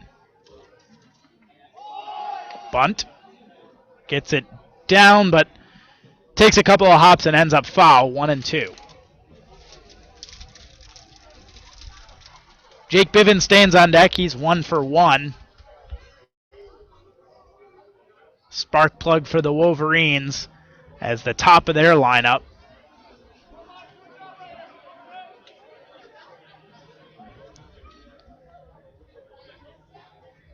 Berdard gets a sign from Bakich, taking his time to get back to the plate. Steps back into the box. I wonder if Bedard will try it with 2 strikes here just to work on his bunting ability, because we've seen him attempt a lot of bunts. Not a lot of them have gone down. He squared the bunt, pulled back. It was in the dirt, 2-2. They appealed down to first. I'm pretty sure that's about as clear as it gets. Not sure why the appeal was necessary. Worth the risk. You don't lose anything by asking. Perhaps a little bit of the umpire's respect. 2-2. The pitch. Squared to bunt. Now he got hit He got hit hard. Came inside, unable to react in time and get out of the way of it. Not sure where it hit him. Yeah, our vantage maybe point, in the chest, maybe in the head. Our vantage point isn't great, but you can tell by how quickly he went down and how quickly the trainer is out to assist him that it was certainly not a good hit, and he's still down. Bakic and the head trainer out there checking him out. Bradar was holding the top of his head for a good long while. It certainly didn't hit him there. He had the helmet on. Now it looks like they're looking at him right in the face. Seems to be alert. They're helping him up now. He gets up. Looked like it was mostly on his own power. Obviously, Ray Fisher Stadium getting quiet. Hoping that Bradar is okay. And looking, we have a different video angle to our right in the booth on the TV broadcast. It looks like they're checking out his jaw. No blood from what I can see. Maybe right on the chin, actually. The trainer poking at his cheek. And this is one they're going to be slow to get him up. It's certainly a concussion situation. Yeah, I think my don't guess. want him to exert himself too much on his feet now. Yeah, my guess is that they get him up and they get him perhaps to first if he does advance. I'm not sure if he had his bat pulled back in time. Well, the umpire already did give that signal. The strike signal? The gesture down to first base. So my guess is that they get him to first and then they get him out of this game so he can get full attention. But right now they just want to make sure that he's okay in regards to, do you need an ambulance? Can you make it to first? Because he does have to get to first on his own power. Well, it appears the trainer, perhaps now with him on his feet, it looks like he's smiling just a little bit. Might have told him a joke, try and get it to lighten up the mood. Well, and you want to see them smile. You want to see the range of motion for the mouth. I'm no expert, but I do remember one time we were playing on a very subpar infield, and a ball came and clocked me right in the mouth. Had a big old lip for about a week. Looks like they're gonna get him some water. And I think perhaps now with him standing, actually it looks like they're inspecting his mouth, maybe checking for chipped teeth or something. So, and now we're actually gonna see a replay to the right. It looked like it bounced maybe off his shoulder and then up and hit him in the mouth. So the important thing to note there, the first contact, not to the head. So maybe significantly less of a concern of concussion. Now he's running down towards third base, demonstrate that he's willing and able to stay in this game. And looks like he's going to head down to first. He's jogging over there. I'll be. So a little blood in the mouth, maybe. That's what we saw, the water rinse out the mouth, rinse out that bad irony flavor. For the Wolverines, now with bases loaded, thankfully Michael Bradar okay. Won't have to leave the game. The paramedics are standing down there just outside the fence along the third baseline. Maybe going to give him another inspection if necessary. Yeah, I was going to say, I'm not sure how I feel about putting him on first base so quickly. I mean, I think a lot of that time was not him in pain, but the trainer going through the not necessarily legally required, but the proper protocol to make sure that everything checked out. It should be legal at this point, I think. No, I think they're all A-okay. But they just want to make every precaution just to double check, because especially Division I athletes, they have a habit of feeling more confident in their abilities and their health than they might actually be, and they want to play. They don't want to be the one to leave the game as the trainer comes back out to look at Bradar even more. But nonetheless, I don't think Bakic is keeping him in the game unless he's absolutely sure. Yeah, and I think, well, it's gonna be okay. as I said, I saw and now it looks like the trainer's having him move his head side to side, check out the neck. We did have a mound visit, that's why we have this pause in action. But I think when we saw that replay, it looked like it caught him on the shoulder near the clavicle, and again, it bounced up and caught him on the lower jaw. And so, again, they're not quite as worried about that concussion, the potential for concussion, as maybe they would have been. And really just checking to make sure that everything dental is in check and okay. Seems to be okay, probably in a lot of pain right now, but these backage players, have it ingrained in them that they need to be tough, and maybe they're very quick to convince their coach, hey, I can stay in this game. Mm-hmm. So Bivens at the plate, bases loaded, no outs. Strike one. Scoreboard hadn't reset for a moment. It said two balls, 3 strikes on Bivens. Obviously, that's incorrect. And outdated. Big opportunity for Bivens here. Really bust this game open. Matson delivers, and Bivens lines one into left field. Ball is down. Coming in to score easily is Jamet, and right behind him, Gutierrez. Nice wheels from Gutierrez. Good secondary lead. Only about 5 feet behind Jamet as he came in. Well, that's what I said. Bivens had a nice opportunity, and he did exactly that. They're not pelting the ball yet so far. There's been a couple big hits, but that one really just a classic, type A single to left center field. Drives in 2 runs. Michigan now up 5-0. So certainly feeling better about their prospects than they were just a couple innings ago. You really, against a team like Eastern, if you can, you want to put it away in the first few innings. You want to start to get a sizable lead.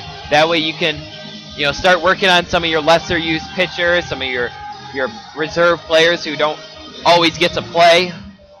Get everyone in, keep everyone's legs fresh. And the suffering continues for Matson. Still out there, no outs. Runners on first and second now. Bivens and Bernard. Ramsey at the plate. First pitch off speed. That looked like a real good pitch to hit. Matson took it for a strike.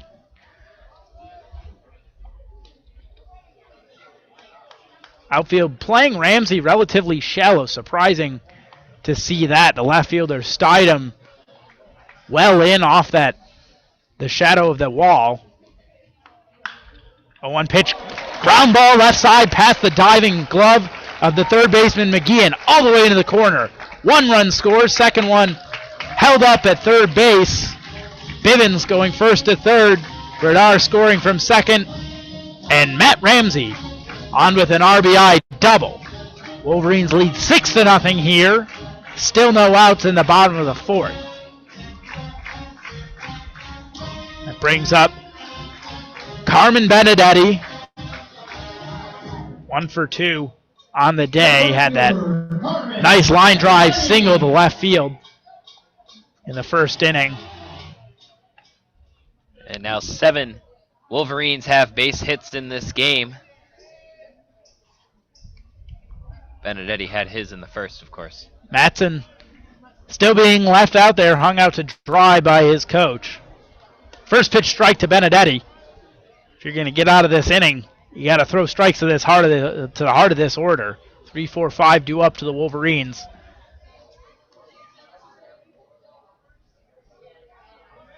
Matson set. His pitch outside, 1-1. Wolverines 2 runners in scoring position. First base is open.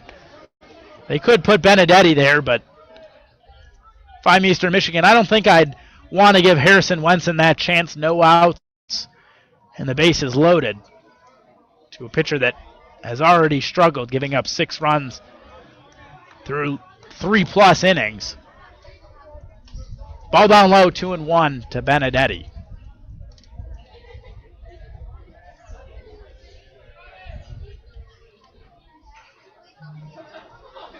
And Matson's pitch. In the dirt, 3-1. Benedetti alert to keep his runners put. He saw that ball stayed right there. Nice block by Wolanski. Yeah, I've been talking about how it's all good opportunities at Michigan. A chance to really just put it away and put it into not only a victory formation, but a blowout formation. 3-1's down low. Whether or not they intended to walk him, they did, and the bases are loaded for Harrison Wenson. Yeah, I don't think they were necessarily trying to put him on base with Wenson, but they do want that force out. Still nobody out. And Michigan really absolutely cruising. Already been through 6 batters and have yet to not reach base with any of them. And you said it earlier, Wenson 491 with runners in scoring position this season, 667 with the bases loaded. I imagine that's only 3 or 6 at bats. 2 for 3 or 4 for 6. But he stands at the plate now, bases loaded, no outs in the bottom of the 4th. First pitch gets away from the catcher, not quite far enough for Bivens to try and come home. He thought about it. Wolanski quick to recover. Nice quick catcher. That's always a plus. Wenson will certainly be looking for something on the inner half. And again, the left fielder's side him playing pretty far in, especially given what Wenson can do to a fastball. Matson's pitch. Swinging a pop-up. It's going to be infield fly. Infield fly is called indeed. All runners stay put. Cut just beyond the skin of the infield. So 1 away. Harrison Wenson got a little too excited for his own good. And it looks like he's showing that as he walks back to the dugout. Frustration. Yeah, well, you see so many of your teammates just absolutely tattooing Matson. You can tell Matson's fading, so it's a big opportunity for him, big power hitter, to clear the bases. Really put a lot of runs on the board with one swing, but you get just under it. That brings up Bruder. Takes a ball outside, and Bruder can do some damage too. He had an RBI ground out to the shortstop Gill in the 3rd inning. Bruder, one of 3 hitters. I was wrong when I said it before. One of 3 Michigan hitters without a hit. But every Wolverine has reached base except for Bruder. Ball in the dirt, 2-0. Bruder will look for a good pitch to hit here. Got to be very selective, especially with the bases loaded and 1 out. Lots of damage to be done. .571 batting average with the bases loaded, 400 with runners in scoring position. So certainly has been clutch before. Matson's pitch, outside, 3-0. And now he's got to buckle down, otherwise he's looking at walking in a run, one of the most embarrassing plays in baseball.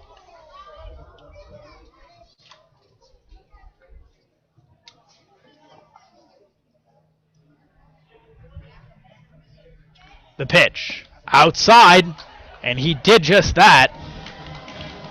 All runners advance, and that brings up Drew Lugbauer with the bases loaded. Wolverines 4 runs in this inning, and now a 7-0 lead. And we will finally get some relief for Brent Madsen. New pitcher coming in for the Eagles, looks to be a lefty. Madsen's day is done, but he's still responsible for 3 runners on base. He's given up 7 runs, 6 of them earned. Yeah, that ERA has ballooned from 4.60 on the season to 5.71, and still responsible for all 3 runners on base. Certainly could get even higher. For the first few innings when he gave up 3 runs, I didn't think it was that bad. This Michigan offense, as I've said before, not many easy outs. A lot of tough outs. Even the guys with lower batting average know how to work a count. They're really trained to make pitchers' lives miserable. Just put contact on the ball. Not a heavy strikeout team. Very good contact, and also pretty good patience. That's a little hit or miss throughout the lineup, but there's no breaks, I guess is what I'm trying to say. Nobody who's, okay, this is an easy out. Michigan really gets the job done. Even their bench players have come in and done a nice job. And I think Eastern Michigan was okay with that, but once Madsen lost his control, you walk in the bases, or you walk in a run with the bases loaded on 4 pitches, your day is just about done. It's hard to come back from that and really be an effective pitcher. And of course, this is one of those games. The outcome is likely decided. We might as well get the guys who can throw in strikes and end the game in a timely manner. And the new pitcher for Eastern Michigan might not be that. Number 20, Kyle Huckabee, a 5'10", 170-pound sophomore left-handed pitcher out of Perry High School in Chandler, Arizona. On the season, 1 win, 3 losses, 17 and a third pitched. 7.27 his ERA, 182 the whip. He's allowing hitters to hit 278 with runners on. 14 walks, 10 strikeouts. Yeah, you're right. Might not be the guy. And he's given up 7 extra base hits rather out of 17 total on the season. So Lugbauer's got to be patient, force this guy to throw him strikes.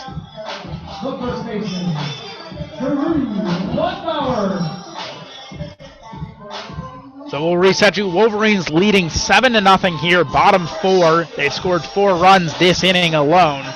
1 out. Bases loaded. Ramsey at third, Benedetti at second, and Cody Bruder standing on first base. Drew Lugbauer at the plate, the first man to face off with Kyle Huckabee. Outfield playing the pull. First pitch grounded up the middle. Could be 2. They got the first, and they got the second. Kyle Huckabee does the job. 1 pitch, 2 outs. I guess that's a good trade. And Matson's got to be pretty happy. He left the game with runners on all 3 bases, and instead of his ERA ballooning, he has the damage limited for him by Kyle Huckabee. Nonetheless, a good inning for the Wolverines, putting up 4 runs. I imagine that won't be the last time that they put runners on base and they threaten to score. Just given Huckabee's numbers and Michigan's success today. But that still kind of stings a little bit. When you load up the bases, you have a chance to just absolutely demolish the opponent, which is always a goal in mind. You don't always get those opportunities. You don't always have the bases loaded so consistently. So stings a little bit when you ground into a double play with the bases loaded. But Wolverines are in very fine position to score and score more and to take down Eastern. The first of 2 matchups, as we said, they will take on the Eagles tomorrow. Get a day off before Rutgers. And one thing I will say, we didn't quite talk about it too much, but 8 games in 10 days. I think all the hitters and all the fielders are fine with that. I think everyone here loves playing baseball, and now that classes are over, they're happy to do that all the time. Especially this week, since there are no spring classes. I assume some of the players will be taking spring term classes. But where it might sting and it might come back to bite Michigan is in the bullpen. If they run into trouble in any of these games, they might not have the assets. So, for example, Keith Lehman might not be available for that Friday game. They have other pieces that are ready and able, but you start to run into some problems when guys have to pitch or guys are pitching out of their usual rhythm or their usual routine. That would be the only concern. I think they were able to keep it relatively in check against Michigan State. No one got chased too early as far as the starting pitchers go. And so against Eastern Michigan, they really got to stretch the arms that they do choose and try to minimize how much bullpen usage they have going into this weekend series against Rutgers. First pitch to Lubin down low, a ball. Second one up high, a ball. Final line for Brent Madsen, the pitcher for Eastern Michigan, the starting pitcher for Eastern Michigan. 3 1/3, 8 hits, 7 runs, 6 of those earned, 3 walks, a strikeout. ERA jumps to 5.71 on the season. Through 86 pitches.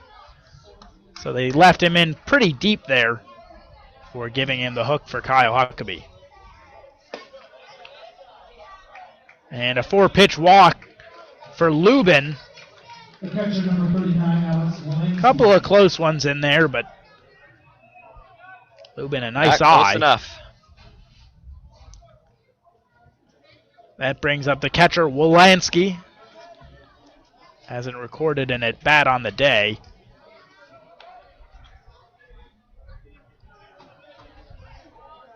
hit by pitch in the second.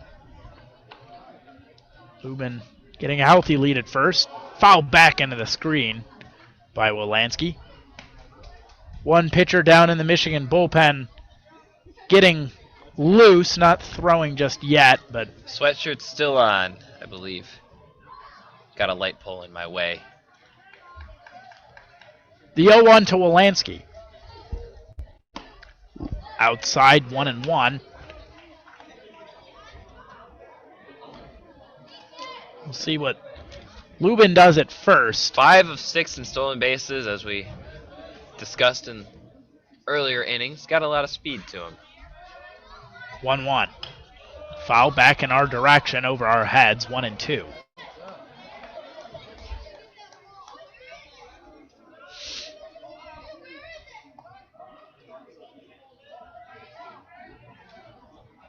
Getting a bit chilly here in Ann Arbor as the sun starts to set. Lubin actually is 6 for 7 in stolen bases. He had one earlier in this game. Kudos to Lubin. The 1-2. Curveball tried to get him to chase outside, 1-2. A wee bit breezy up here. Not quite shorts weather yet in Ann Arbor, though it's supposed to get into the 70s this weekend. Rumor has it we'll get there. But for now, it is roll down my sleeves weather on my button-down shirt.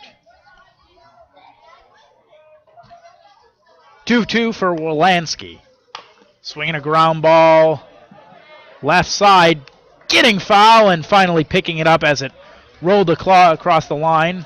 Good patience by Bivens, knowing he's not going to get the double play. He might not even get the original play, and letting it go all the way to the base before it finally went foul. And actually, you spoke too soon. That's not Bivens out there anymore. That's Kerr. Kerr getting a very rare appearance here for the Wolverines at home. Michigan up 7-0, starting to get some of the other guys in there. Berdar has been removed from the game. Gutierrez to shortstop, Bivens over at second base. Jimmy Kerr as Lehman deals, and a ground ball past the diving glove of Kerr. Trying to go first to third is Lubin. Ball into the corner, and Lubin going to go round third, head home. Throw not in time. Eastern Michigan on the board. 7-1 here in the fifth. And Lubin was moving. Nice job by him, making it all the way around the bases on a nice piece of hitting by Wolanski. Quick little guy there. Yeah, well, another 5'10", 170 pounds. A lot of speed, as we've discussed. Thought maybe he was going to stop at third, but he went all the way and made me look silly because he made it with plenty of time to spare. Just a good hit, just out of Kerr's reach, and it's probably not a blowout substitution. Probably a Berdar getting himself into the hands of the paramedics. Bivens moving to his former post at second base. Well, you say in the hands of the paramedics, but the paramedics are still standing there. They're just watching the game. They said, hey, we were supposed to be, sitting out on duty, taking the radio calls, and now they say, it's a nice day. I'm going to go watch a little bit of baseball. Strike one to Lett. Sorry, we didn't formally introduce Kerr. Jimmy Kerr, infielder, a freshman out of Scottsdale. First time we've seen him at home this season for the Wolverines. Bunt right back to Lehman. Lehman fields it, throws to first. Low throw, but a nice catch by Lugbauer. Jimmy Kerr, not anything against his abilities, but he's playing behind arguably an All-American in Jake Bivens at third base. Certainly an All-Big Ten player. Mm-hmm. Yeah, so you probably won't see too much of him moving forward, but this is a good time to put him in there.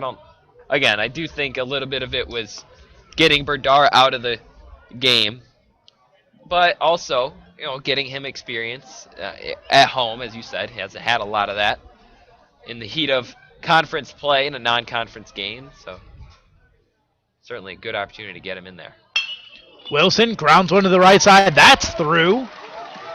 And scoring from third is Wolanski. He moved up to third after the ground out.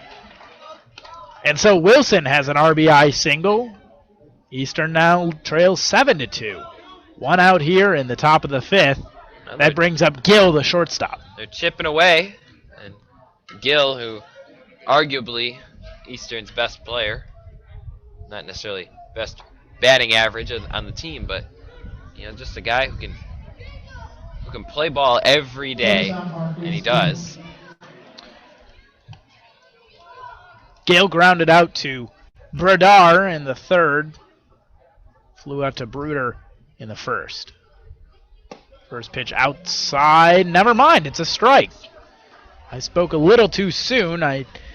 From up here, it looked to be outside. Maybe the umpire's getting chilly, wants to get out of here a little sooner. I don't blame him. Little 50-50 calls, heading toward the side of efficiency. The 0-1 pitch. And Lehman throws over to first. In safely is Wilson. The lights are on here at Ray Fisher Stadium. It's not quite dark out yet, but the sun is beginning to set somewhere under the clouds, but somewhere behind the clouds, but above the trees from what we can see. Foul ball off of Wenson's wrist. He's going to take a few moments to gather himself. 0-2 for Gill. And it's early, but I wouldn't be surprised if a guy like Wenson gets tomorrow off. I just, another game against Eastern. He's taken a bit of a beating today. I think that's the third or fourth time he's had to pause for the cause to rest up and kind of recover from those stinger-type hits. Or at the very least could get pulled a little bit early in this game. Line drive to the right side. That one's down. A single for Gill. First to third is Wilson. And Eastern Michigan really hitting Keith Lehman hard here in this inning. I think a similar situation to what we saw with Brent Madsen. They're going to keep him in as long as they need to.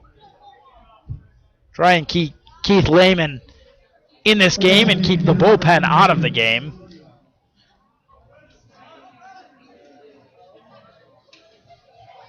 Brennan Williams comes to the plate, designated hitter for the Eagles. 2 singles on the day, one of them in the direction of center field, the other one to right center. And that's probably going to be it for Lehman.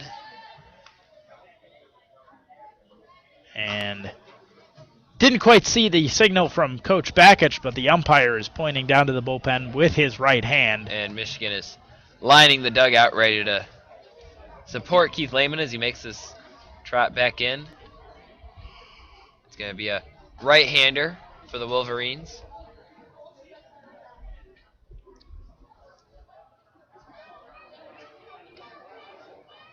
Haven't seen a number yet.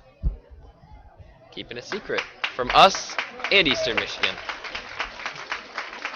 So Lehman's day is done. He leaves with runners on first and third, one out here in the top of the fifth.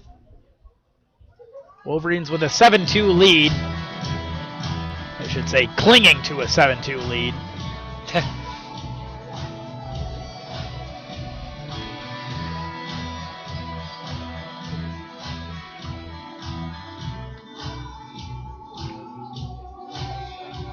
Pitcher for the Wolverines, number 20, Jace Van Sina, sophomore for the Wolverines, 5.68 ERA on the season, 1.58 his whip, 1-0 with 19 innings thrown, 12 runs, 13 walks, 11 strikeouts. He's given up a few extra base hits. Probably wouldn't have guessed that the most on that extra base hits category is home runs. He's given up 3 home runs, 2 doubles, and 1 3-bagger on the season. But he'll be looking to get the Wolverines out of a jam, maybe induce another double play ball similar to what we saw Kyle Huckabee do in the bottom half of the fourth. Get the Wolverines out of this inning and limit any further damage. Vancina actually taken a step back this season compared to last season. Last season, 17 appearances, 5 starts even, 368 batting average against a 253, 368 earned run average. batting average against of 253. That has ballooned to 269 and 514. So, you can talk about a lot of different storylines in this game. This is a big opportunity for him to come in and show the coaches, hey, I still got it. That's not, that 514 batting average is only in 8 appearances and 14 innings. So it could just be one time he got roughed up. 8 runs allowed in 14 innings. But nonetheless, that ERA stands pretty tall. If he wants to get himself back into that bullpen rotation, which he was on the cusp of as a freshman last season, it's important for him to do well in games like this, where Michigan, it's not a do-or-die situation, but they could really use some quick outs now that Eastern Michigan's bats are starting to roll through. And, of course, similar to Lehman, he's going to probably want to mix it up so that he can go more than just 1 or 2 innings. And the first to third pick play, they got him at first. Marquise Gill thrown out at first base on the pick. And I haven't seen that in a while. It's outlawed in professional baseball now. Still allowed here in college. And they get it to work. Catching Marquise Gill off guard. He was already into the secondary and was unable to get that right hand back in time. So 2 outs. Brennan Williams, first pitch he sees is outside, a ball, 1-0. Mancina with a nice 6'5" frame. Another big guy from Ohio. He's from Millbury, of course, but a lot of potential for him. I mean, at times he looks like he could be a starter in the future, but he needs to show a little bit more consistency on the mound. Swing and a miss on an off speed in the dirt, 1-1. In a lot of ways, he kind of reminds me of Brett Adcock in that just his off-speed stuff is as good as his fastball, and he can just really not only be an intimidating presence on the mound, but a mesmerizing one. 1-1. Check swing. Didn't go. Ball in the dirt, 2-1. Wensing going to go out and have a conversation with Vancina. Maybe discussion on the signs, or he already sees something with his motion that he doesn't like.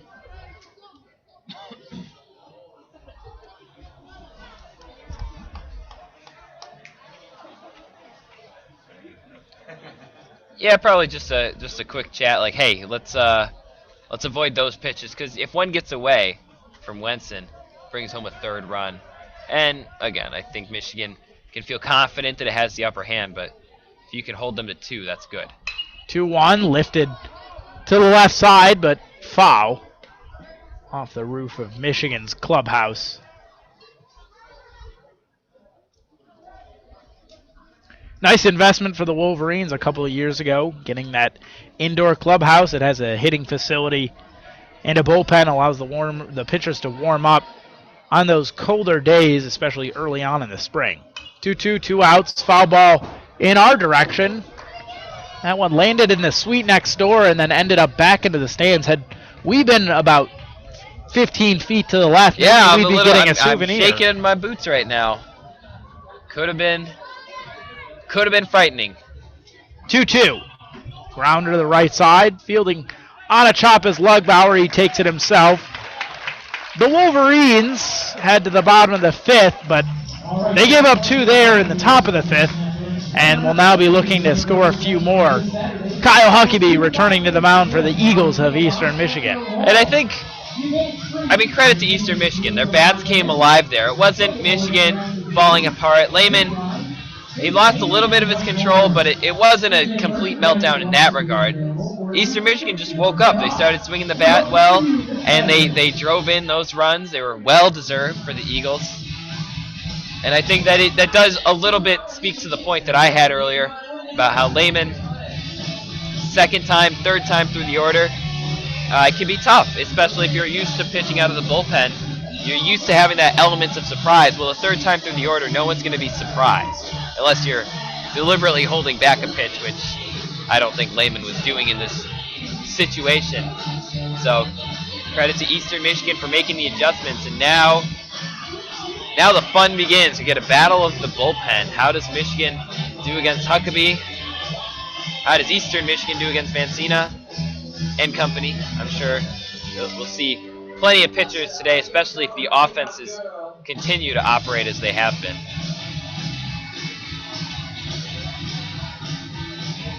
Due up for the Wolverines in this half, Jamet, Gutierrez, and Kerr. Kerr will be getting his first plate appearances of the year. Jamet, on the other hand, 2 for 2 already today. 2 singles scored in the fourth. That single in the fourth was a monster shot nearly over the wall for a home run. Just a few feet short. Now a hard shot to center field. That has the center fielder Wilson tracking back. It's over his head into second with an easy stand-up double. Dominic Jamet, he's on fire. Yeah, as you said, last hit, he's got a lot of them now. But as you said last time, he's got a very, very hard swing, but it's controlled. So, instead of being a fast swing, it's a quick swing. I guess that's the way people look at it. The bat's exactly where it should be. He just gets a lot of bat speed. So when he connects, he's got a big frame too. He's no puny presence in the batter's box. He's a big boy. And when you have that size and that bat speed, you can send the ball 390 feet like that pretty regularly. So nice job by Jamet and the Wolverines once again with runners in scoring position every inning so far. It has been the case. Gutierrez at the plate now. Reached on an error in the fourth inning. He's stranded at third. Swings and misses 0-1. Looks like the Wolverines bullpen has a few visitors. A couple of guys in plain clothes. Maybe some alumni. Baseball alumni, that is, not general alumni. Huckabee checks the runner twice. 0-1 pitch. Strike in at the knees. Not sure what Gutierrez was looking for. That was pretty good there. Maybe a little low for hitting purposes, but certainly a strike.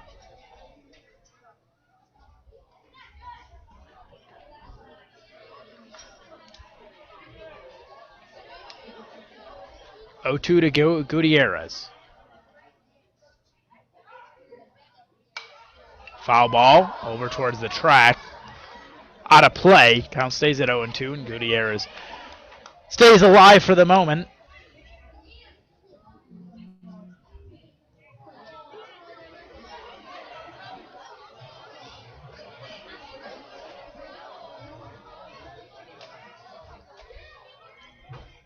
Huckabee takes his time and now comes set. Ooh, that was close. Yeah, inside, but Gutierrez really needs to get the bat off the shoulder, especially given the amount of playing time that he has. You got to make the most of what you get. And even in the times he does swing, as you said, he needs to get it off the shoulder quicker. He's late. He's been late on both of his swings so far. And as you said, that one is too close to call. And he struck out looking last time, worked into a full count, and ended up paying the price thinking he had ball 4 when he really had strike 3. So he should be aggressive. He's got enough. He doesn't have too much else to lose without a lot of playing time. Just swing the bat and have fun. Swing and a foul tip right into the mitt. One away. Well, he swung the bat. Did not have fun there. Hard to have fun when you're getting out at the pace that he does. And as he gets to the dugout, he let the bat drop out of his hand. Not sure if that was intentional, but kind of kicked it down. Not in anger necessarily, but more apathy down the steps. Jimmy Kerr at the plate. 8 at-bats on the season, all of them on the road. 3 walks, 3 strikeouts, 1 ribby. Outside ball 1.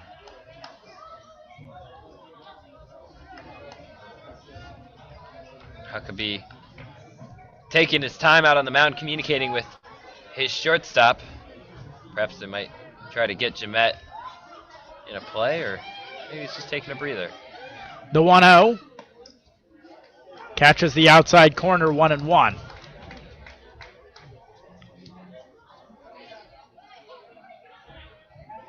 Jimmy Kerr playing third base today.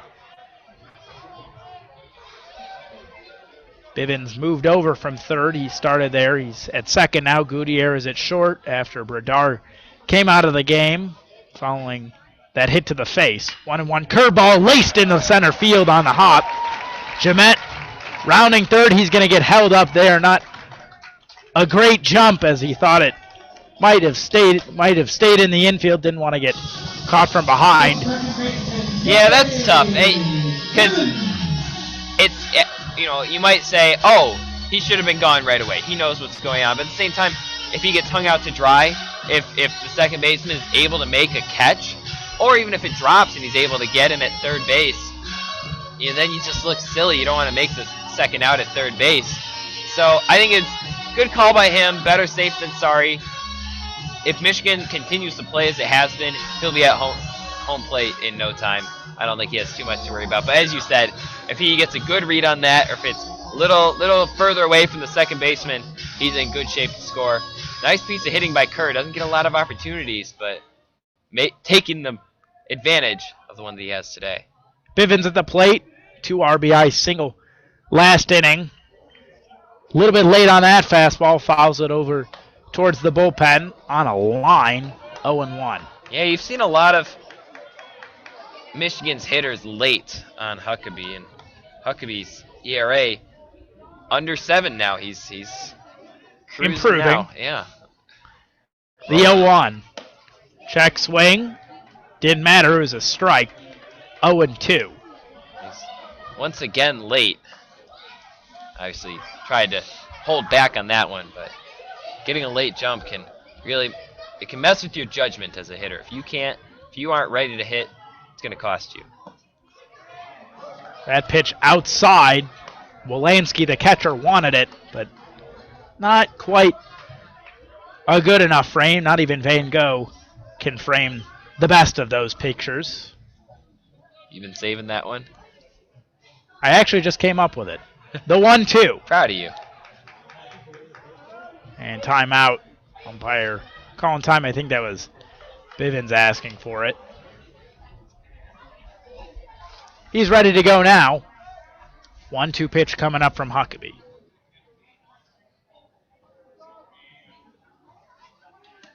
Outside and low, 2-2.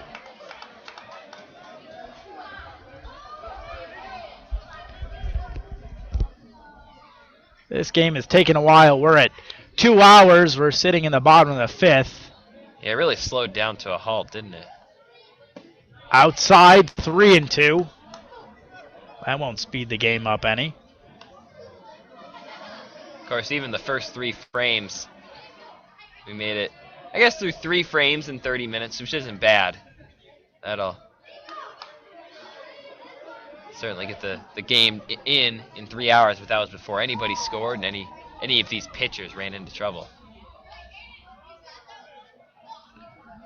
Payoff pitch to Bivens. And Huckabee throws over. Not too convincing of a pickoff move. I think as a left-handed pitcher, I think he was really just trying to see if Kerr was going to go on first move with it being a full count. And smart by Kerr to stay put. Now the payoff outside. Ball 4. Wolverines load the bases again.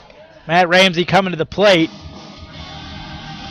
Second inning in a row. Last inning, the Wolverines put up 4 runs. This time they have an out when they start the bases loaded scenario, though. Of course, last inning ended with a double play. So they definitely didn't capitalize as much as they could have.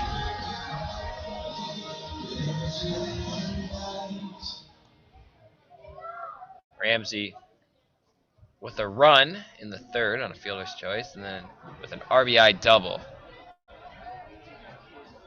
in the 4th inning. Huckabee didn't like his sign, steps off and asks for the go-around from Wolanski.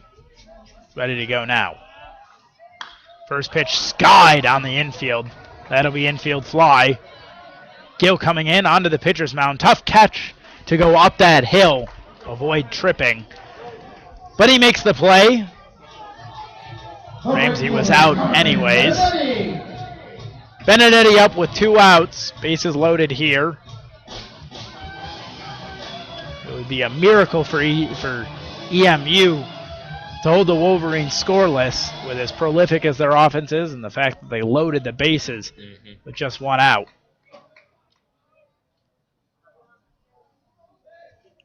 Wouldn't throw Miracle out quite that loosely, but certainly would be an achievement, I think, for Eastern, knowing that they can settle in, especially for Huckabee, who's had a lot of trouble this season, knowing that he can settle in and buckle down, I suppose. First pitch to Benedetti, outside and low, 1-0. And I talked about this about Michigan on Sunday. I mean, sometimes those smaller victories are what's important. Michigan's offense needed to show that it had life on Sunday. I think here Huckabee needs to show not only his coaches but himself that he can, mow down Michigan when he needs to. 1-0 pitch in there, a strike. Nice pitch from Huckabee, finding the outer half.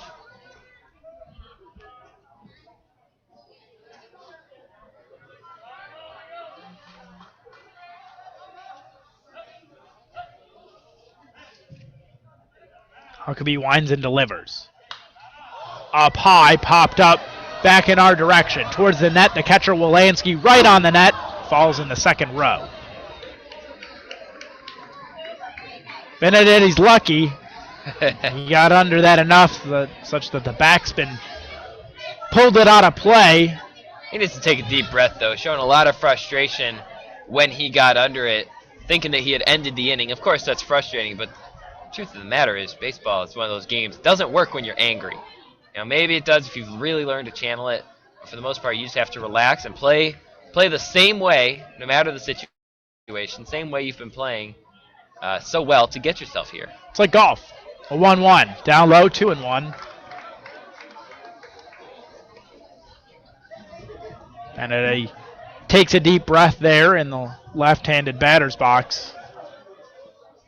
Steps back in. Ready for the 2-2.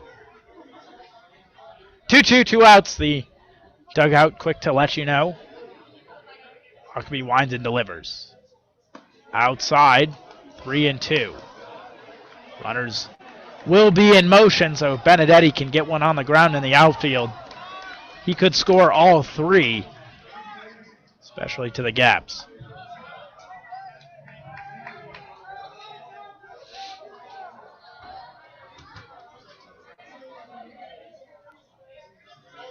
The pitch. Swinging a long fly to right field. Shallow enough for the catch, though. Coming in on the run, making the catch is Lubin. And Benedetti does indeed end the inning. The Wolverines threaten a lot and do not score. Bases loaded with one out. And they're held scoreless. Well, and Huckabee and his Eastern Michigan teammates are fired up in the dugout. Huckabee pumping his fists on his way into the dugout. And as I said, this is they might not win this game. They might not even win or lose by a close margin. They might get blown out of this building. But Huckabee, nice job by him, able to settle down and really, I'll call it bravery. He went against the 2 and the 3 hitters in Michigan's lineup with the bases loaded and was able to turn both of them away. And that's no small feat, no matter who you are. Even if you're in Eastern Michigan, a conference foe, no matter what, that's a tough task. Huckabee comes in, not a lot is expected of him. He's really just kind of all right, this game's starting to fall off the rails. We need someone to pitch these innings so we can be ready for tomorrow. But he comes in and is doing a nice job so far. So we've hit the top of the 6th. The Wolverines lead 7-2. Jace Fancina on the mound. You're listening to WCBN Sports. Eli Sherman, Zach Shaw here for a Tuesday evening call. The Wolverines facing off with their Washtenaw County foes, the Eagles of Eastern Michigan. Eastern put up 2 runs in the top of the 5th and chased Keith Lehman out of this game. Jace Fancina came in to settle things down. Got a quick start getting that pickoff of Marquise Gill off of first base. I haven't seen a lot of Fancina this year, and I haven't seen him struggle yet, but I really like what I see out of his motion. Just real smooth, real collected. He looks like one of those motions of a pitcher that can go for 8-9 innings regularly, and obviously he's not in that position. He's a bullpen pitcher for now, but just a lot of muscles and all the body. His entire frame just seems to move the right way. He gets good movement on all of his pitches, even his fastball's tailing. So nice job by him, and I guess as a fan of good pitching, I hope he can continue to be up to the task. Big opportunity for him to really prove himself in front of the coaches. First pitch strike to Mitch McGeehan, third baseman for the Eagles. 0 for 2 on the day, grounded out to third in the fourth inning. Down low, 1-1.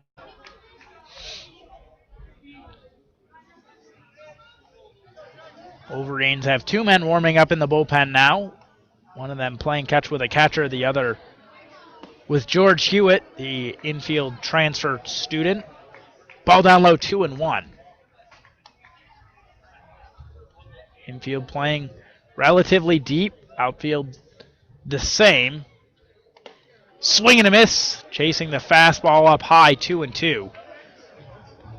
And the deep play makes sense. Mitch McGeehan leads this team with 8 home runs on the season. I think that's the most I've seen from any one player in any game I've watched this season, but in this case, he's going down. Saw that pitch looking. And there's one away here in the top of the 6th.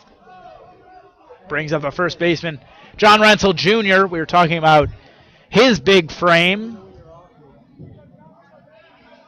Big man from Talmadge, Ohio. Small town near Akron. First pitch down low. Wenson olays it. Nice scoop there behind the plate. 1-0.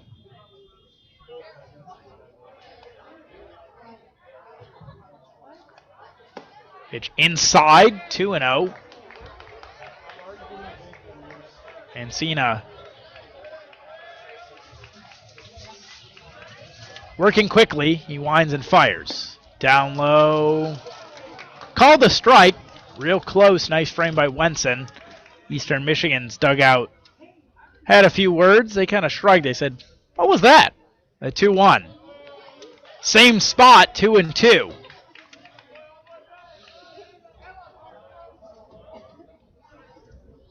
And again, Mancina ready to go. Ball down low, though. 3-2. Runsell keeping a foot out of the box as long as he can. Wants to get a little bit of break. Payoff, fouled back into the net. Mancina really working on the pace, trying to control this at bat with Rensel Jr. This game has gone on long enough. I certainly appreciate the quick pace. Payoff, lifted foul down the left field line, over the roof of the clubhouse, into the parking lot.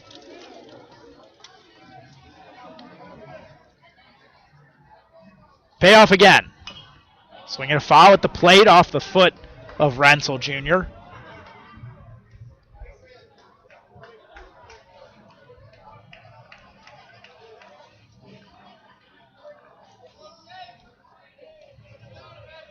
Rensel steps back in. 3-2 pitch. Swing and a miss. They finally got him. 2 outs on 2 strikeouts from Jace Mancina. Like I said, at times, electrifying stuff. Hasn't been there all the time this season, but good to see that he's got it today. With Eastern Michigan starting to get their bats alive in the top of the 5th, certainly a welcome change for the Wolverines. That brings up Stidham.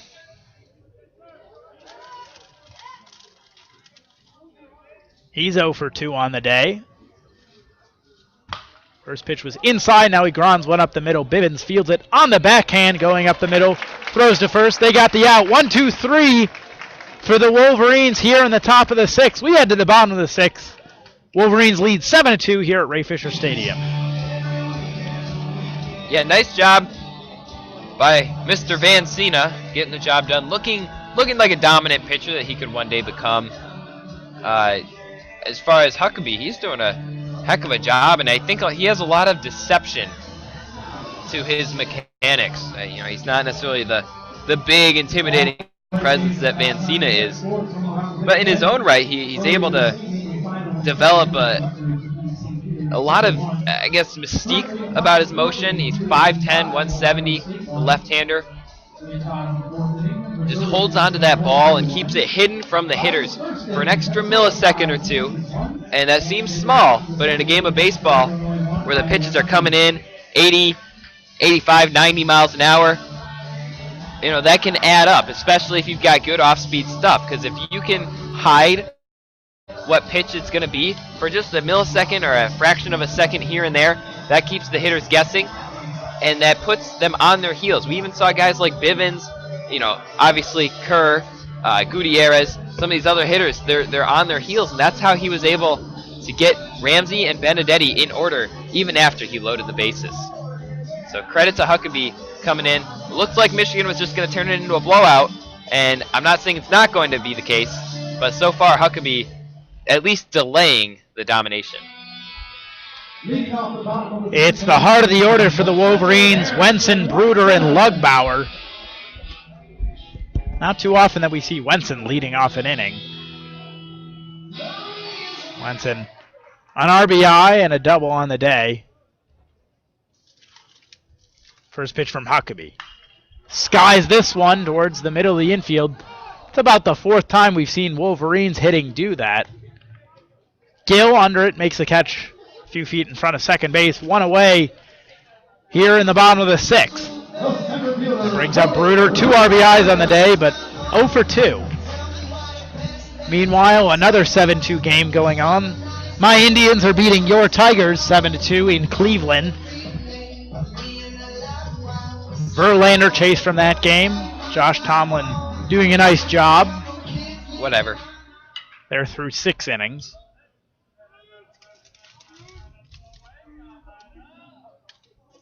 Bruder squares to bunt. Thought about a drag bunt, pulled back as it was low, 1-0.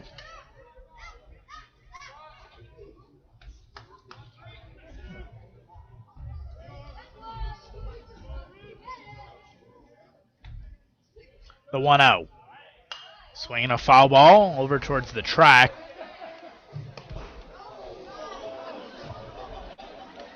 Sounds like it might have hit a car hard. Yeah, I heard a noise. I thought it was something on the stands, but the crowd here gave a little bit of an ooh and an ah. Yeah, the oohs and ahs probably are all the information we're going to get, but nonetheless, park carefully. 1-1, grounded sharply back to the pitcher, Huckabee. Flips to first, 2 away. Huckabee still doing a nice job here for Eastern. Our stats feed has died. It still says that John Rensel Jr. is at the plate. It's of course not true given that he's on the Eagles. It also says Jay Sancina at the mound. It'll get fixed eventually. Now Jeremy Stidham apparently at the plate. It's cycling through. I think they're just trying to update everything to ensure it gets in the box score. Mine's ready to rock. Cody Bruder at the plate. And mine finally updates as well. 1-0 up high. Oh, that's ball. That Bruder. That's Lugbauer at the plate now. Bruder just was at the plate, so they're almost there. Almost there. Should have known based on the plate music. Lugbauer pulls one to the right side. Hard hit through the hole there. And he's on with a 2-out single. Dominic Jamette going to come up, try and extend his fantastic day. He's 3 for 3, 2 singles and an RBI. Or excuse me, 2 singles and a double. More than 1 RBI. Yeah, if there's one guy on Michigan's lineup that can start a 2-out rally today, it's probably Dominic Jamette, looking unstoppable so far. Obviously a DH, so that's all he's been able to do is hit, and that's all he's done. 3 for 3. We'll see how he does here against Huckabee, the first time they've seen each other. And he pulls one in the left field. That one's down, a single. Lugbauer took a hard round around second. stayed put. That wasn't even that hard hit from Jemet. I think he got a good pitch to hit. And maybe his timing was a little bit off. It sounded like it hit off the end of the bat, throwing it out there. I was going to say it was probably his 4th best hit of the day, but your 4th best hit of the day is probably still a good one because that means you've got 4 hits in the game. It's just one of those things. I think he's just seeing the ball well. I think sometimes hitters just have those days. Obviously, Michigan would have liked him to be 4 for 4 against Michigan State. But if this can, be a building block for him as he kind of becomes a regular starter, I don't foresee anybody taking his DH spot anytime soon unless he really plummets. But if he can build off this, get a couple hits tomorrow, start rolling against Rutgers, suddenly he enters the most important part of the season with his hitting as good as it's perhaps ever been. And interesting to see him doing so well. He's normally hitting at the bottom of the lineup, doesn't have a lot of protection. Doesn't have a lot of protection today with Gutierrez behind him. 0 for 3. He's at the plate now. He's struck out twice and reached on an error. Batting average down to 185 on the season for Gutierrez. First pitch was low, 1-0. Huckabee's pitch. In there, a strike. Not sure what he's looking for. He struck out on that pitch last time. Takes it over the heart of the plate. Felt high. Yeah, maybe he's got the opposite of Jemet, where he's not seeing the ball well. Something's off for him. He needs a few building blocks to get back to or get to a good hitting level like Jemet has. The 1-1. Down low, 2-1.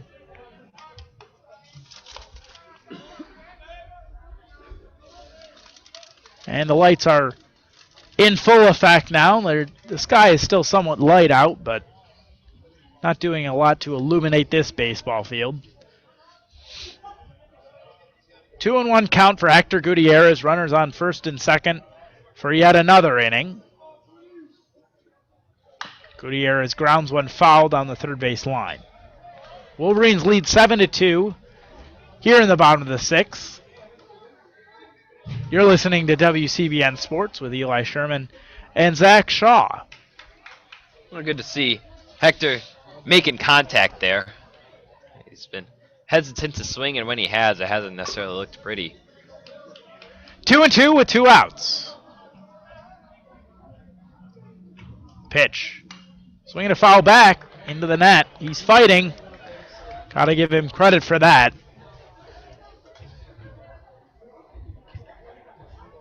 Huckabee's pitch count it now into the 30s. As Gutierrez working him once again.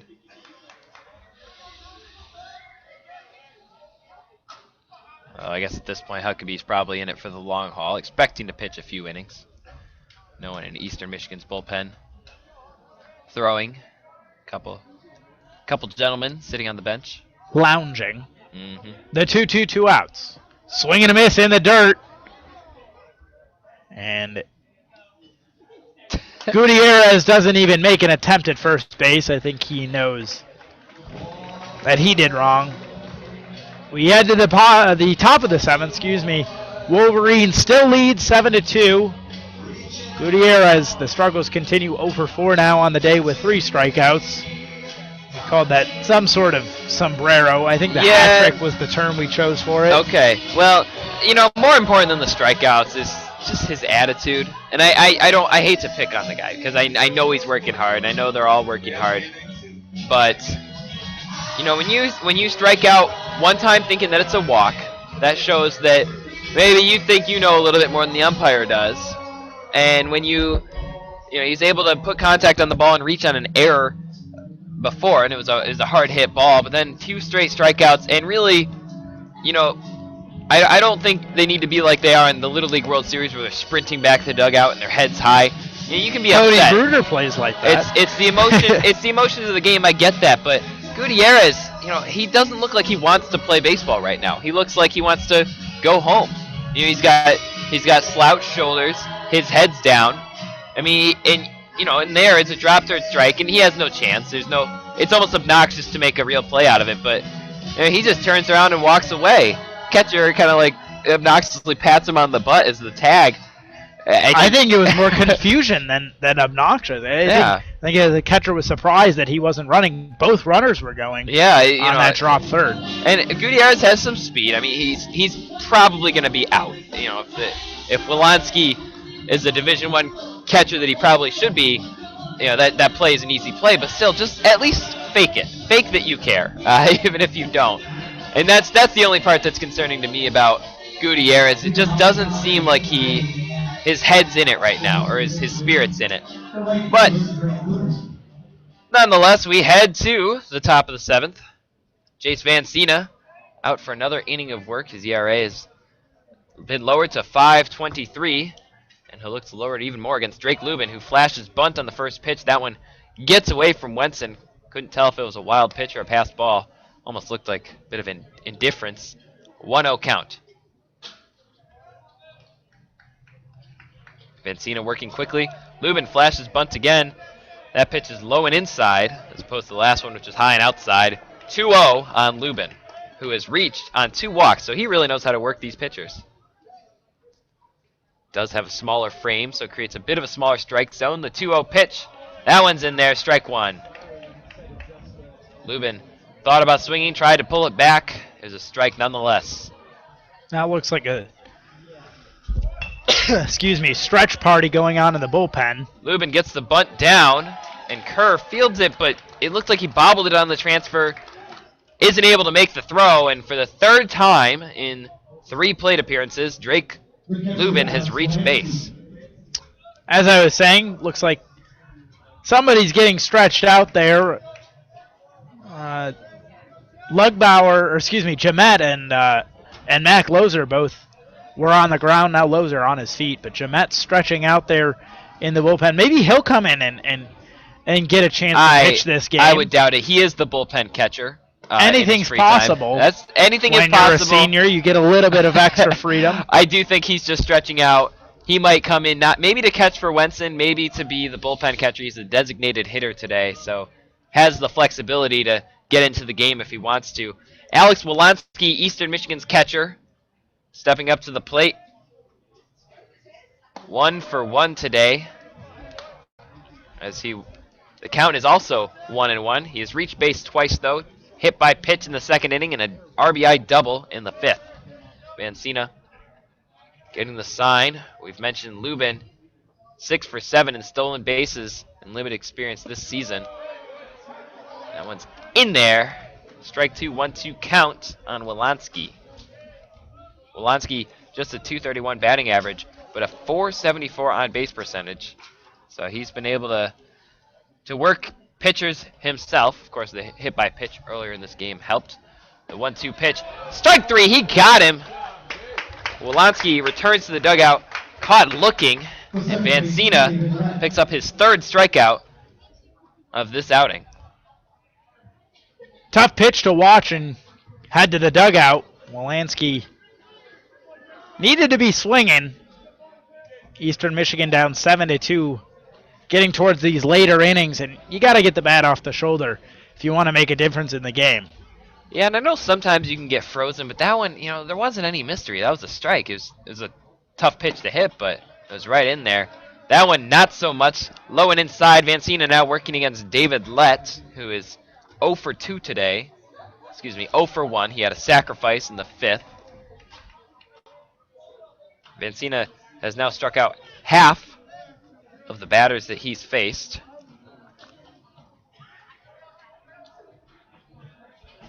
Just 26 pitches through 2.0 innings of work. The 1-0 pitch on Lett. That one's in there.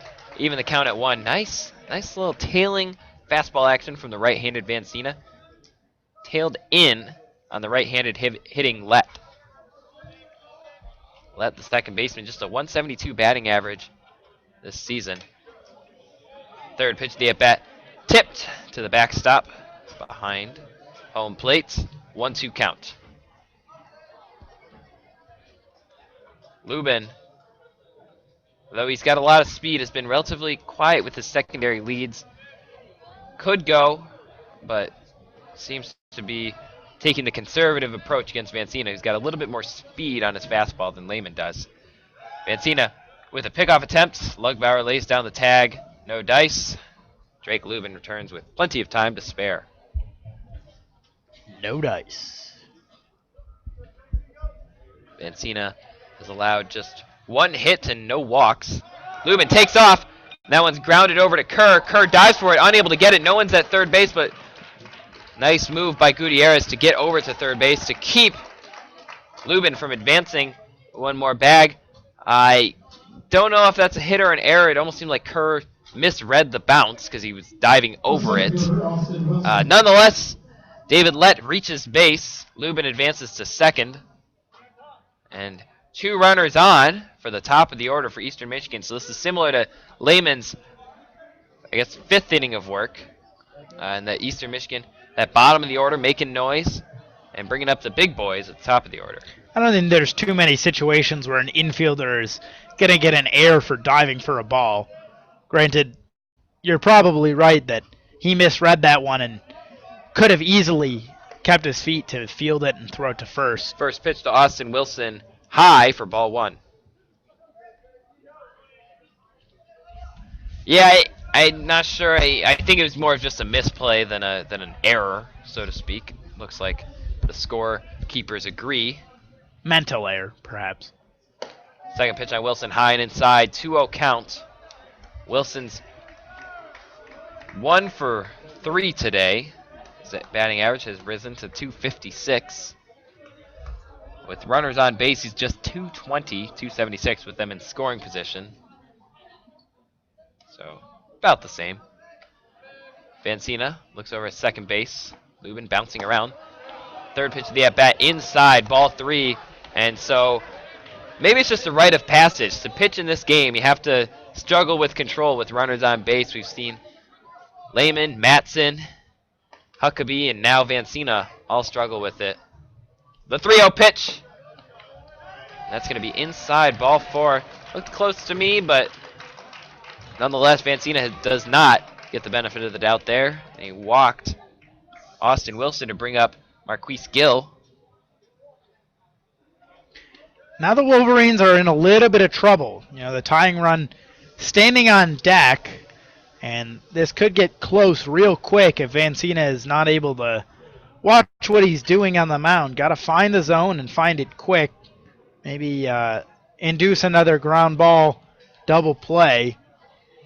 But it'd be interesting if Marquise Gill is able to put one on the ground in the outfield, bring this game a little bit closer, make it a little bit more interesting.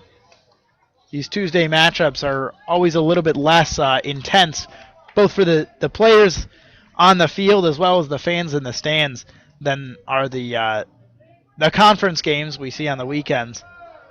But when it's close, that certainly helps. Vancina working with the bases loaded and 1 out. Gill, 1 for 3 today. No runs, no RBIs. The only Eastern Michigan Eagle to appear in all 40 games this season. The 0-1 pitch, low, even the count at 1.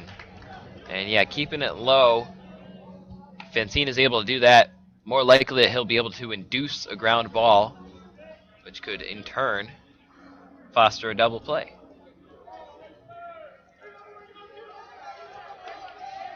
The 1-1 pitch, that one's sent high and foul into Eastern Michigan's bullpen.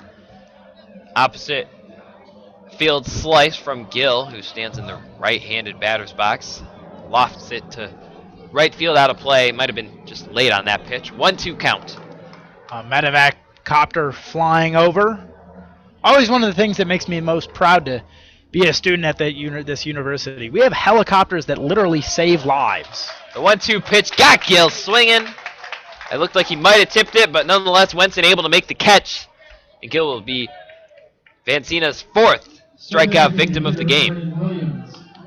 Solid pitch there from Vancina, getting him chasing. Even if he hadn't tipped that one into the glove, I think it's a surefire strikeout. And that brings up Brennan Williams, who has a .329 batting average, is 2 for 3 today. He faced Vancina with the bases loaded and 2 outs. Lubin on third, Lett on second, Wilson on first. And I've talked about the bottom of the order. Eastern Michigan's bottom of the order, 3 for 5 so far today. Getting the job done and making Michigan pitchers' lives miserable. But now it's going to be the 3-hitter, Williams.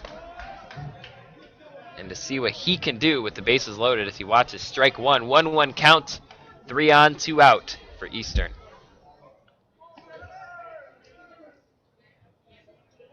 Bencina working from the stretch, fires it in there. It's low. Wenson, nice stop by the catcher, probably preventing a run from scoring. 2-1 count. 2 righties in the Michigan bullpen. One of those throwing is not pitching, but throwing with one of the pitchers is Jamet. So you're right, we could see him next inning behind the dish. That ball's inside on the left-handed Williams, the designated hitter. Going to be a 3-1 count.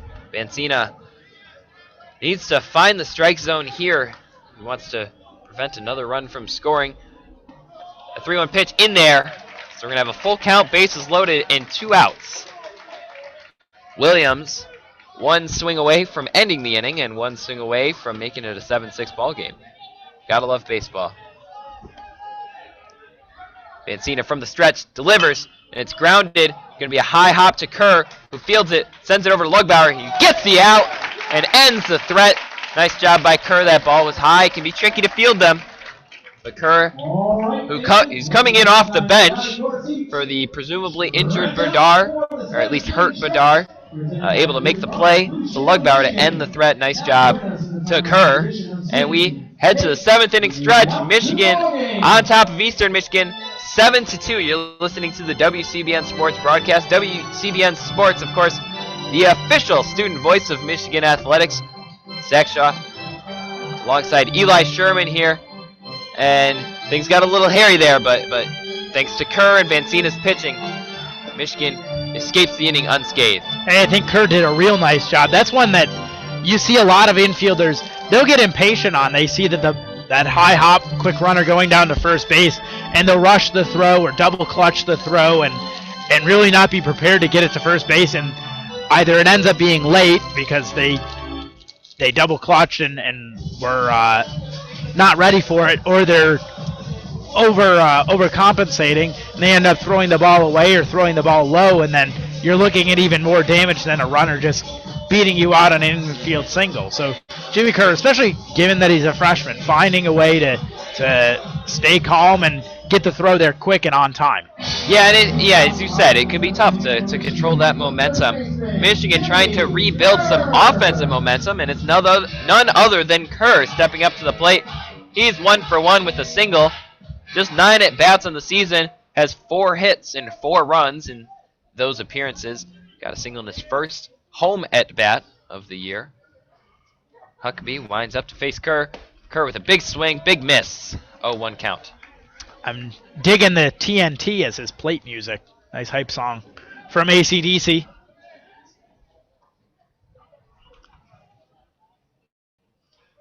Huckabee, the 0-1 pitch, that one's high.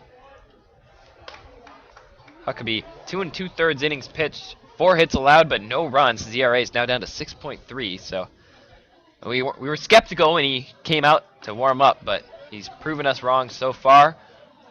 1-1 pitch on Kerr in there, strike 2.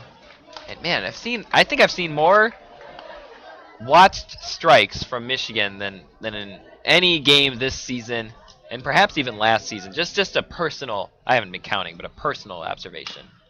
That one is not watched, and it's grounded over to first base where Renzel's able to field it and take it himself. Kerr retired for the first out at the bottom of the 7th inning. Solid play by Renzel on that short hop. That's a hard ball to field, coming in below the waist and letting it right up into your glove. And calmly stepped on first base to record the out. That brings up the top of the order. Jake Bivens up with nobody on, 1 out. Huckabee, the first pitch, that's skied by Bivens, but it's going to be foul toward the Michigan Baseball clubhouse. Bivens, 2 for 2 today. He has reached base all 4 times up. He has got 2 walks and 2 singles, 2 runs, lots of 2s, 2 RBIs, 2-2-2-2-2-2. 2-2-2-2-2-2. Don't say that too loud. The Michigan dugout will get a little bit excited. Too loudly indeed. The 1-1 pitch. It's on the outside corner. Nice job by Huckabee. He's getting a lot of those corner calls, and I guess credit to him for getting it there. Don't think any of them have been outrageous. 1-2 count on Bivens. Huckabee winds up, kicks, fires, delivers. That one's outside. Tried to get Bivens chasing, but Bivens staying put. 2-2 count. Only one out, though, so we will not see the bow and arrow.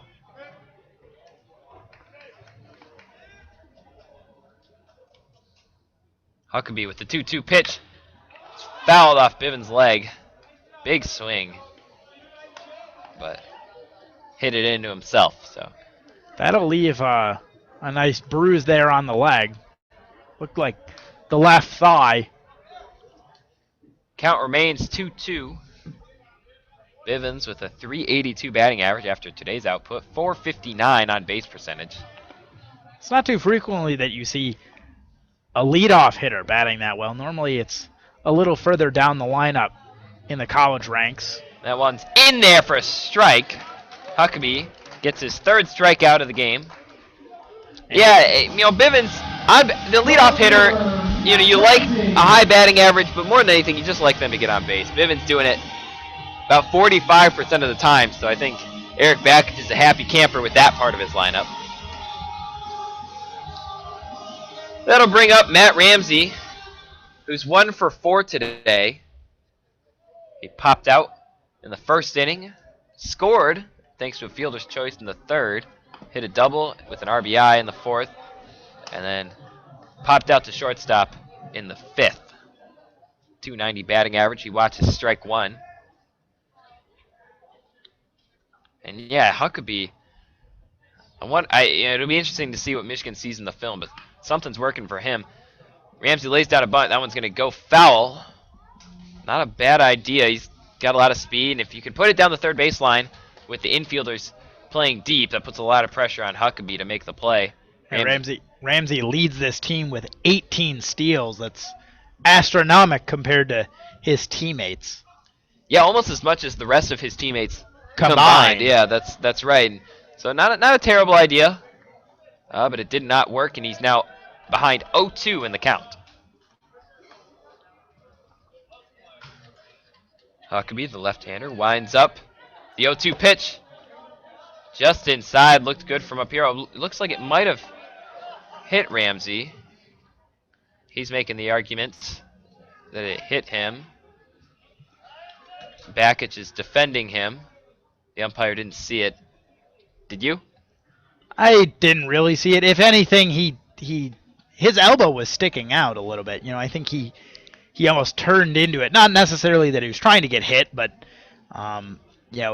he certainly didn't make it any more difficult for the ball to catch him on the arm. This is one of those things that, when you're an umpire and they're going to give him first base, that's a surprise. I was going to say, when you're an umpire and you're going through training, if you didn't see it, it didn't happen. Right. And that's always the first rule of thumb. The umpires convened, and I'm guessing it was the first base umpire that made the call. Though I bet the umpires might have just discussed it and been like, well, do we think it hit him? And now Eastern Michigan's coach coming out to chat with the home plate umpire, who just gave Matt Ramsey his third opportunity to be on base. Carmen Benedetti will step up to the plate. 1 for 3 today. Also has a walk. No runs, no RBIs. Batting .312 this season with a .465 on base percentage. He's certainly seen a lot of walks.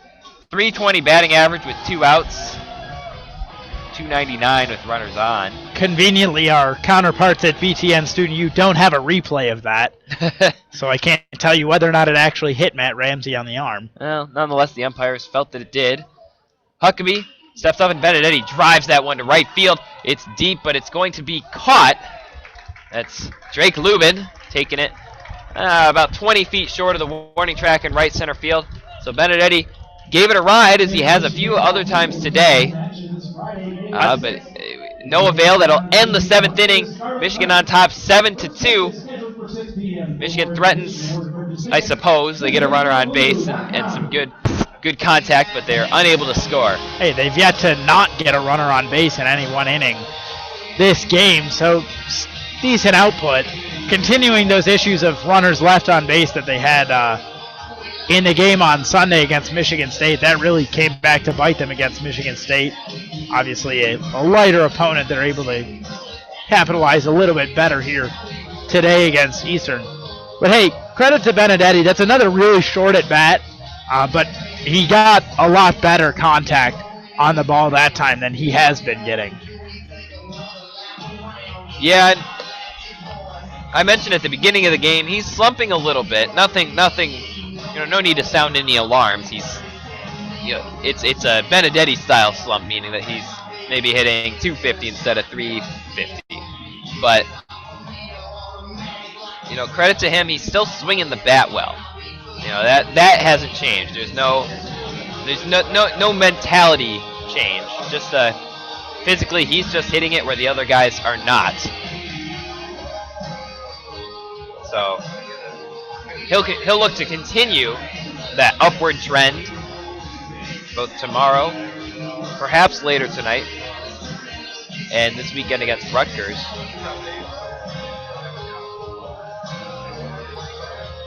And looks like Vancina coming out for his 4th literal inning, third. Fourth inning he's participated in, right. Still working on that 3rd inning. His ERA now under 5, as through his current body of work, 2.2 innings pitched, just 2 hits, given up 1 walk, 4 strikeouts, no runs. That's probably the key there. And this game taking a little bit of a different shape than the last time these two teams faced, where Michigan, really everybody scored. Even the guys in the dugout scored. 19-3 blowout of the Eagles. And last year, that is. They did play to a close game earlier this season, mid-April, if I'm recalling correctly. I believe that one wasn't all that close, if I remember correctly. 19-3. You are correct. 19-3. Nonetheless, first pitch on McGeehan. Fouled behind us. McGeehan 0 for 3 today. His batting average is still above 300, 500 when he leads off the inning. Vancina working quickly up 0-2 on McGeehan. Cleanup hitter who fouls yet another pitch behind us.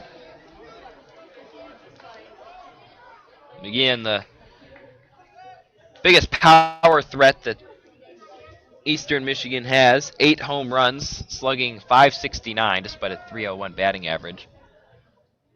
The latest 0-2 pitch is soared right up the middle. I guess scorched. Didn't go too high as Bruder does his customary throw to first. Nice piece of hitting by McGeehan. Vancina had to dodge just to not get hit by that one. And going back to last season, it's been a tough couple of games for Eastern Michigan here against Michigan. The last time they played last year, it was a 17-2 victory for the Wolverines. So when you're getting outscored, 36-5 in 2 games, being only down 5 might be a minor victory. Eastern did get a win last year, though. They won 4-2 in mid-April. Well, the game before that, though, they lost 18-4. So it's been back and forth. And if you go back to the early part of Coach Bakch's tenure, as John Renzel sees ball 2 with 1 on, nobody out. At one point, Eastern Michigan won 7 straight games against Michigan, and some of that was the midweek problems that I've seen. And Renzel drives that one to left field. Looks like it's going to go foul toward the Michigan bullpen. Decent piece of hitting to make the count 2-1. But, some of it's just taking the opponents lightly. Some of it's, Michigan didn't have the depth at pitching. And some of it's that Eastern just played well and they had spirited contests. But, this rivalry, it's obviously very much in Michigan's favor. But in recent years, it's been about even. Eastern Michigan has really, put an effort into beating their cross-county rivals. Renzel fouls that one away. He's 0 for 3 today with 2 strikeouts. Currently in a 2-2 count against Jace Fancina.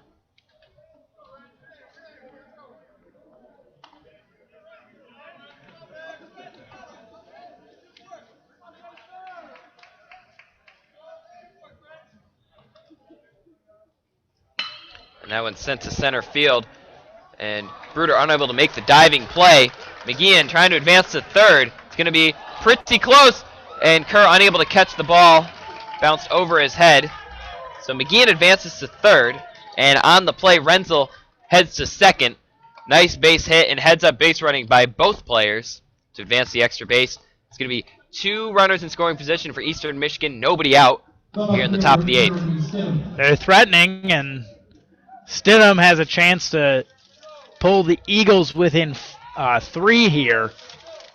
Just needs to put one into the outfield. No outs.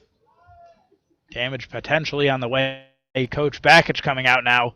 Looks like Mac Loser might be the man for the Wolverines. He's standing at the gate. And now we see the signal from Coach Bakich.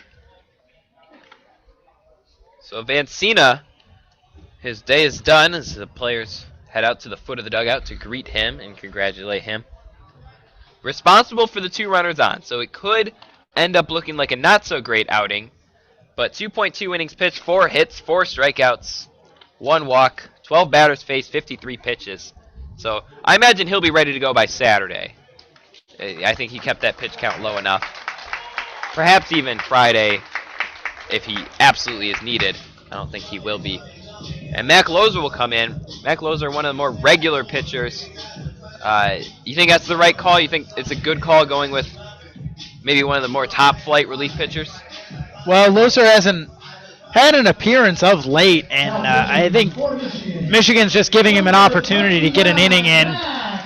It's late in the game, so I don't think, even if they do keep him in for a little while, he's not going to be throwing too much. And they need to keep him stretched out. A bullpen session during practice, that can only go so far, and having in-game situation, granted it's a non-conference opponent, this game is all but meaningless. It does a little bit more to prepare you and keep you in the groove. And we see down in the bullpen, Brian Powell's warming up, Michigan's closer, so it's another, former closer. He's seen a little bit more central to the game experience lately, and we've seen more of Benedetti in that closer role. But in any case, we're seeing the guys that anchor this bullpen, guys. And they haven't had a lot of opportunities of late to strut their stuff, and so why not just throw them out there for an inning and give them an opportunity to get that arm stretched out, throw a few pitches, stay in the groove, and keep those mechanics on point. Yeah, that's a good point about this is better than practice. This week with 2 midweek games, as opposed to some weeks they have none, most weeks they have 1. They might not even have practice. I wouldn't be surprised if Bakich made it a very light practice on Thursday. It's not quite like hockey and football and basketball where the practices aren't exhausting, but still, he might give them a day off depending on the weather and some other factors. Could be just BP tomorrow. Right. Or, sorry, Thursday. So nonetheless, he might be trying to get these guys some practice just in this game before Rutgers. Nonetheless, Loser will be facing Jeremy Stidham, who is 0 for 3 with 2 strikeouts. Loser comes in with a .257 batting average and a .188 batting average against with runners on base. 1.64 whip. First pitch in there for a ball. Second one low, but Stidham was swinging, so it's going to be 1-1 count. Got away from Wenson just a little bit, but not enough to draw in McGeehan, who is on third. Renzel on second base. Eastern Michigan looking to chip into their 5-run deficit, down 7-2 to the Wolverines in the top of the 8th.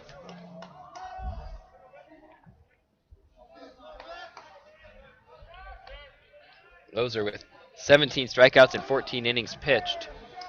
Third pitch, the at-bat outside, ball 1. Stidham flashed bunt there. He is batting a paltry 158 with runners in scoring position. 235 overall.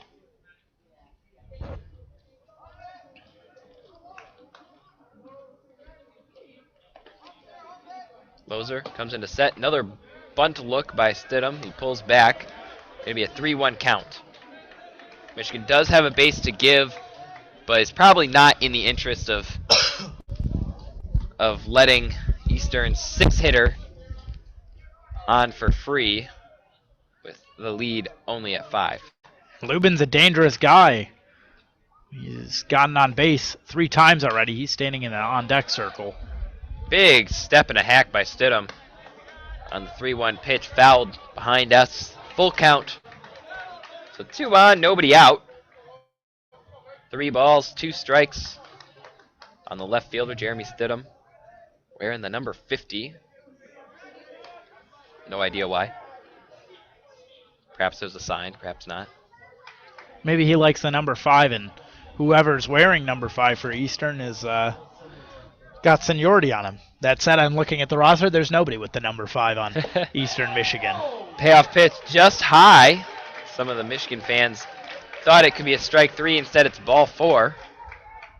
So Stidham will head to first. Loser walks his first opponent, and now his second opponent, Drake Lubin, who has reached base 3 times, twice by walk, once by single. Will step up to the plate with nobody out and the bases loaded. It's always fun to hear the reactions of the disgruntled fans. Sometimes you get some funny ones coming in. Bases juiced, nobody out. First pitch on Lubin in there for a strike.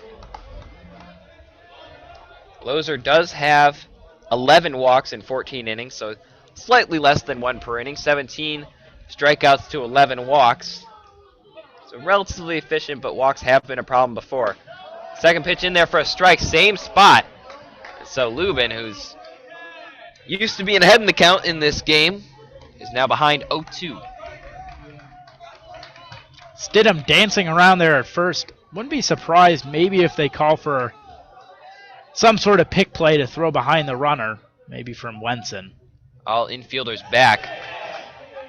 And Lubin, looks like they got him. Nice job by Loser. Getting him to chase. Lubin tried to pull it back, but he didn't. And he is rung up. Loser gets his first strikeout of the game. He's only seen 2 batters. And so now that's 1 out, bases loaded. And that looks a whole lot better than nobody out, because 1 ground ball could potentially end the inning. Lugbauer, Bivens, Gutierrez, and Kerr in the infield, trying to make something happen. And Alex Wolanski, the catcher, trying to make something happen. He watches strike 1. So after walking the first guy, Lozier, I guess 4 straight strikes. Wolanski 1 for 2 with a hit, a run, an RBI. Second pitch low. Pretty narrow miss, but nonetheless, count will be 1-1. That's a good pitch. Try and get him to swing. That's a little low in the zone. That's the type of pitch that a guy is going to ground into the put into the ground, induce that maybe double play ball. The 1-1 pitch in there, strike 2. Lozier does not, he looks very dominant right now, and it does not look like Wolanski is ready to hit what Lozier's pitching. 1 out, 3 runners on. Eastern Michigan trying to make some noise. Lozier from the stretch, the 1-2 pitch, and it is grounded. That's going to go foul. So Wolanski stays alive, and that's an interesting sight. Eric Bakich coming out to get that foul ball. Anything to speed the game up. The bad boy is not going fast enough today. Could be. Speaking of bat boys, we haven't seen Bo Bakich in a while. The 1-2 pitch is fouled. That's going to go into the stands. Not a lot of fans remaining to get it. This was a a 6 p.m. start, so some of the youngsters, some of them are still here, but some of the youngsters are heading home, or have head home as we hit the 9 o'clock hour. Still got a couple innings left here. Count still 1-2 on Wilansky. Lozer with the pitch, and that one's fouled. Looks like it might have been fair, but it bounced off Wilansky's leg first, and Wilansky, as Eastern Michigan's catcher, he's already taken enough of a beating, but adds to the collection of bruises with a foul ball. I mentioned it a few pitches ago, Bo Bakic. Haven't seen him in a while. He's one of Coach Bakic's youngster sons, who at this point isn't actually all that young anymore. He's probably getting a little bit big, maybe starting to play baseball himself. Well, I think he was four the last time we saw him. I think that was my freshman year.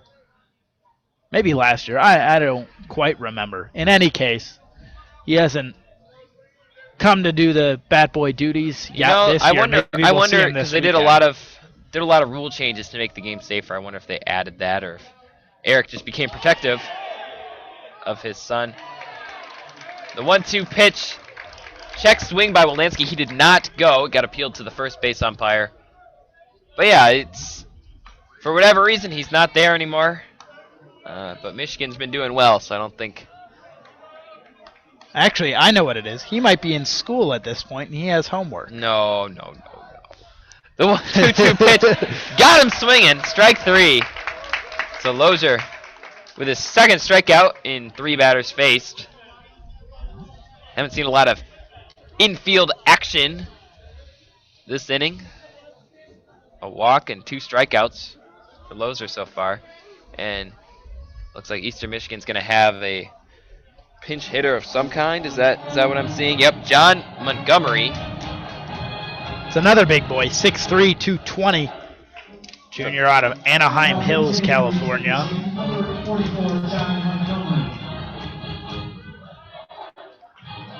Left-hander will have a big opportunity to take an inch and receive an inch and take it a mile. If he can drive in any of these loaded base runners. Once again, it's McGeehan at third, Renzel at second, Stidham at first. 2 outs, Lozier cruising right now. First pitch inside on the left-handed hitting Montgomery. Ball 1.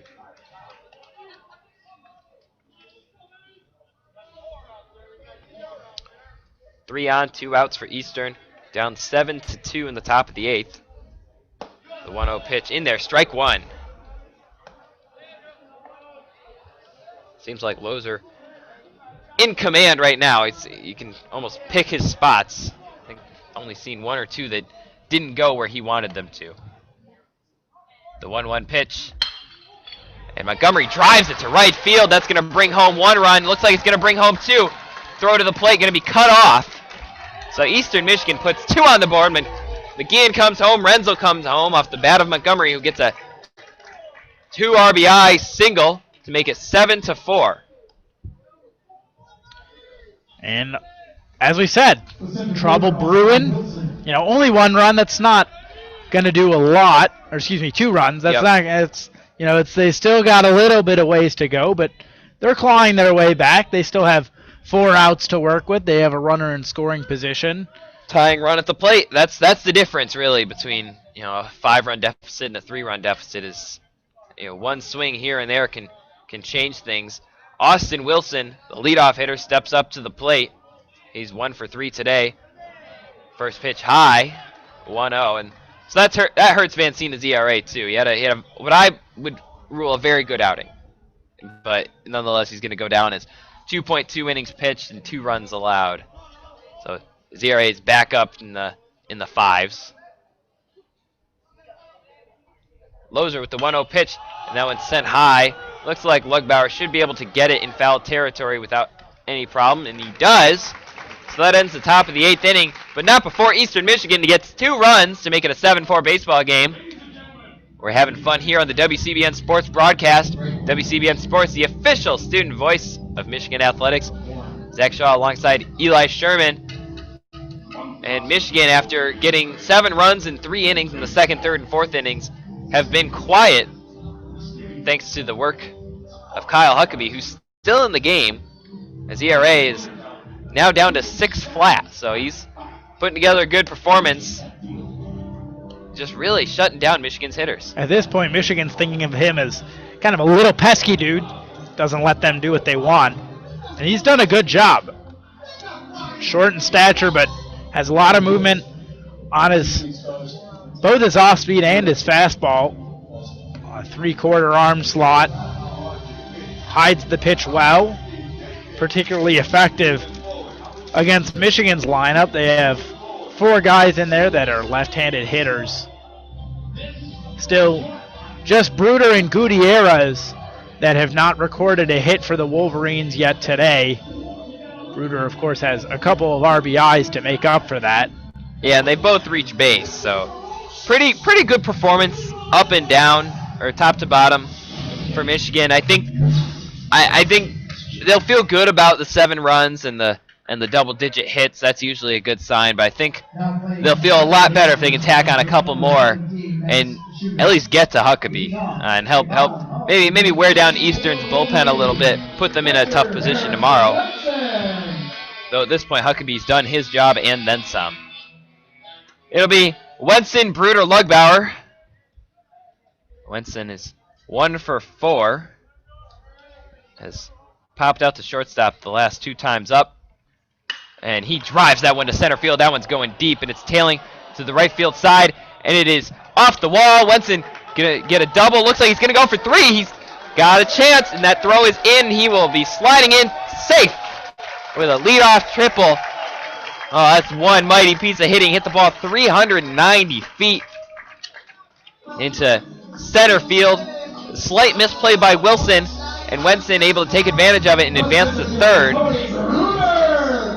So nice job by Wenson getting himself in scoring position with 1 pitch into the bottom of the 8th. You know, Wenson's doing exactly what you're trained to do as a hitter. Hit to the gaps. That's where the outfielders aren't. That's where they have to run the furthest. We saw that double a few innings ago where he hit it off kind of the base of the warning track and it hopped over the wall for the ground rule double. And then right there, he hit it a little bit further to the deepest part of the park, really, just to the left of where it says 35 Big Ten titles, near that corner in center field. And got lucky that it hit the base of the wall rather than a few feet in front of it, because if it hits a few feet in front of it, it's probably going to hop over off that turf field. He ends up on second base instead of third. That's right. He does have a double and a triple today. And as you said, Eli, that wall, it's straight, or I guess parallel to home plate for much of center field. But then as you start to get to right center field, it angles. And I think he caught it right around the corner, so it took a bounce that was different than what Austin Wilson was expecting in center field. And Wenson able to advance to third. That brings up Cody Bruder, who's 0 for 3 today, but as you said, does have 2 runs batted in to show for it. He's also reached base via walk and has a .364 batting average on the season. The 1-0 pitch from Huckabee, high and outside. And if Bruder can get a base hit,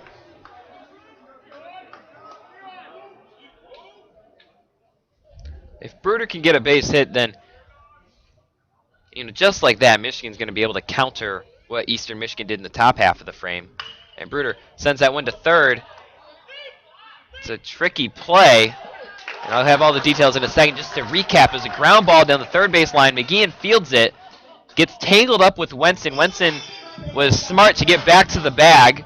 He was ruled safe, as McGeehan really fielded it right over the bag.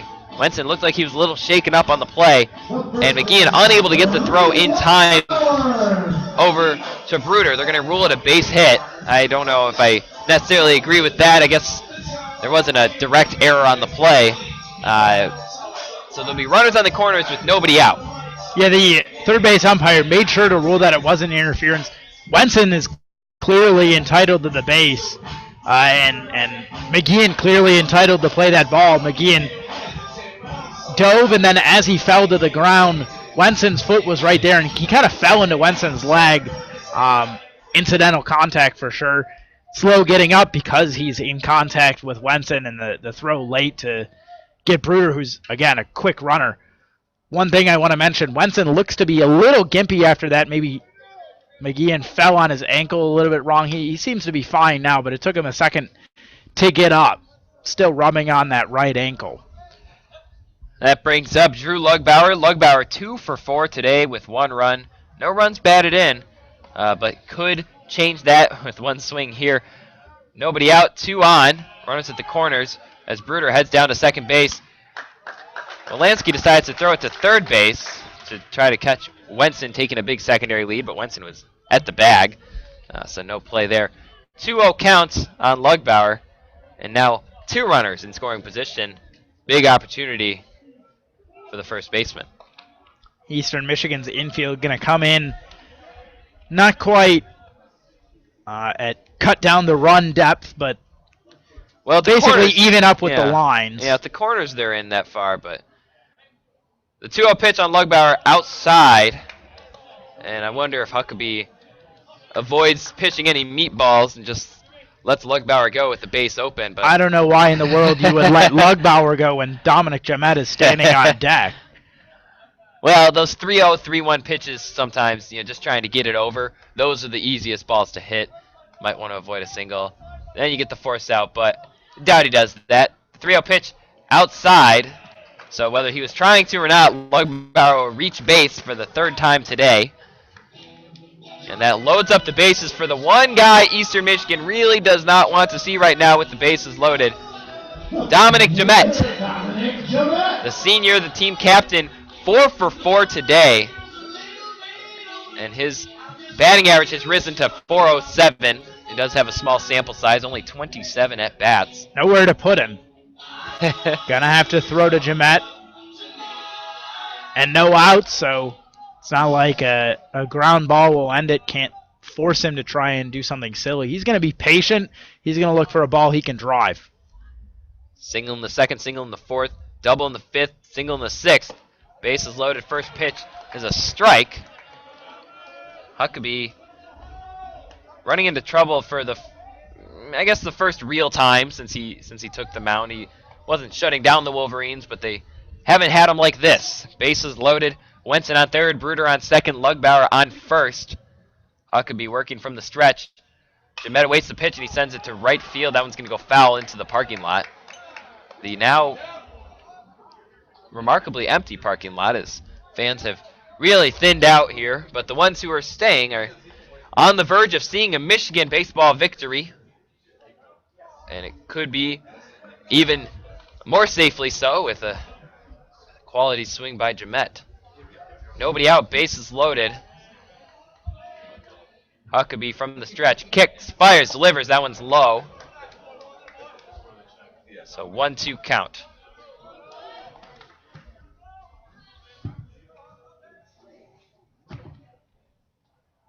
Jamet has 4 base hits and 1 run. No runs batted in. With a 5th base hit would certainly change that.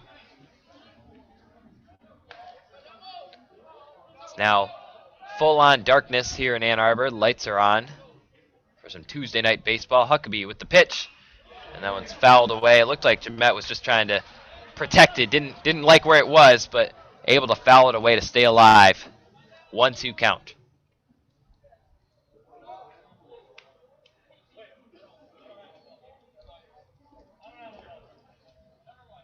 Activity, not action, occurring in Eastern Michigan's bullpen.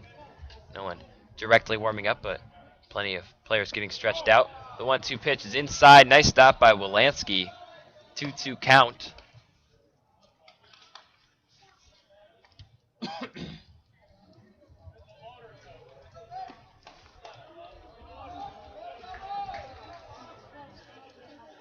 Jamet hitting .467 with runners on base. Of course, .407 on the season.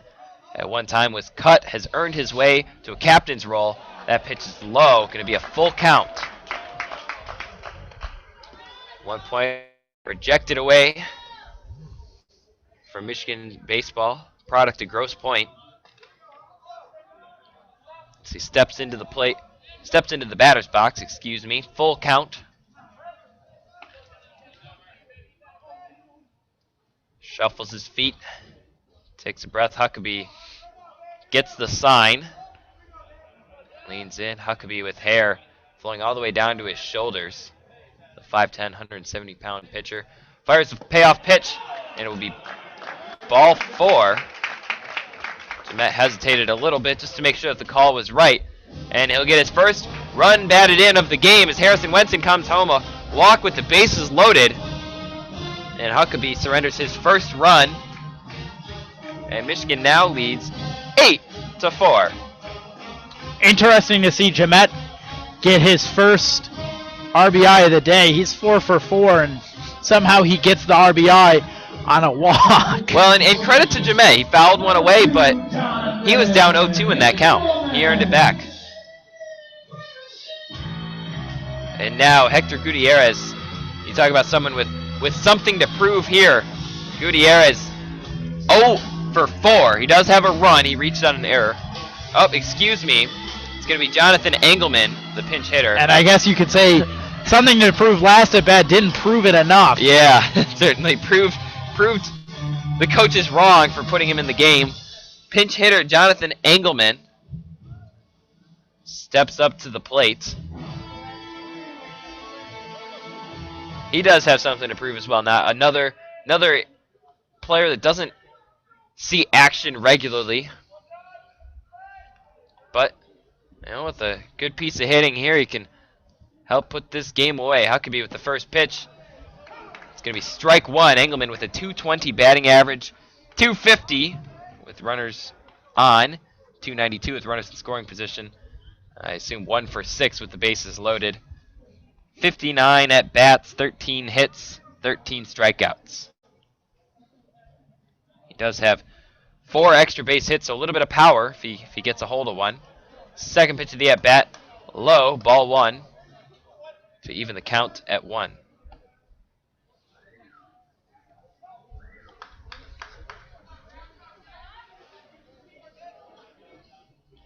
Kerr on deck. Bivens in the hole if it gets that far. Still nobody out.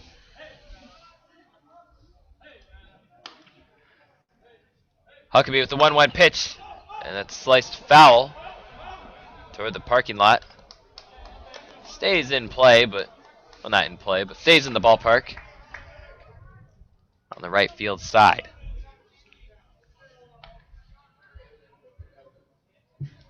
Left field and right field appear to be playing straight up, but Austin Wilson, the center fielder, just now moving back. He was drifting toward left center field, expecting the pull, but after that foul ball, he moved more toward the middle. Something about 2 strikes, because I see the left fielder Stidham doing it too. The 1-2 pitch driven, that's deep, that's going to be fair, it's going to bring home at least 1 run. It bounces fair, there's 1 that scores, but that's going to be it. But nice piece of hitting by the pinch hitting Jonathan Engelman, able to drive home Michigan's 9th run of the game. Right there is an example of why sometimes I prefer to see a team with, if it's a team I'm rooting for, runners on second and third and no outs rather than bases loaded, because you saw they had to wait in case that gets caught, because force out stuff like that. If it's runners on second and third, they're just running. They don't need to worry about getting forced from behind, that sort of thing. Oh, okay, I follow you. Well, you don't get to. They didn't get to pick that Dominic Jemet didn't or got walked, or that Lug Bauer also got walked. Jemet out of the game, getting a pinch runner in the form of Johnny Slater, going to put some speed in the game. We might see him in the outfield. Yeah, he was warming up. Inning. He was warming up in the bullpen while Michigan was out in the field, so I would expect him to go in as a defensive substitute. But for now, Jimmy Kerr. Well, Jemet was warming up in the bullpen. I still think he's in the game to pitch. That'd be interesting to see. Jimmy Kerr pops it up. Not quite infield fly. Oh, and it drops. Oh my goodness! And exactly play right at third there. base. Fielders runners have to stay put, and now they're forced to go because, of course, nothing ends up bad happening to Michigan. All the runners advance. I guess I had chalked that up as a pop out. Did you see Austin Wilson? Did he do it on purpose? I don't know. if he lost it in the lights or something, or you know, he was sort of maybe in between diving and pulling up short and letting it bounce, and then kind of he looked awkward as he got there. He kind of waddled the last few steps. They've yet to rule it an error, but nonetheless, Michigan does score. 10-4 now. The Wolverines are starting to tack it on here. 3 runs in the bottom of the 8th after Eastern scored 2 in the top frame. That brings up Jake Bivens. Another bases loaded opportunity. Michigan is 3 for 3 on those in this inning. Poor Kyle Huckabee. His ERA's 7.29. He's almost back to where he started. There. All that work for naught. Bivens is 2 for 3 with 2 walks today, and that one's popped up.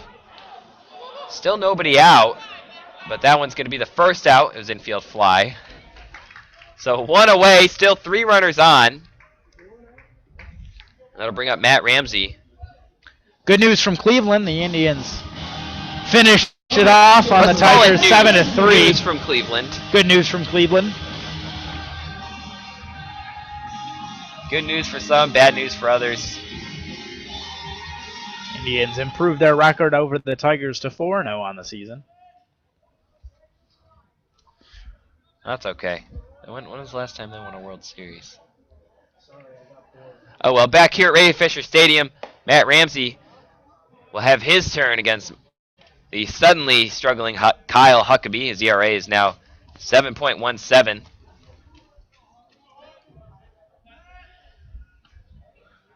I guess they are going to rule that one a hit on Bivens.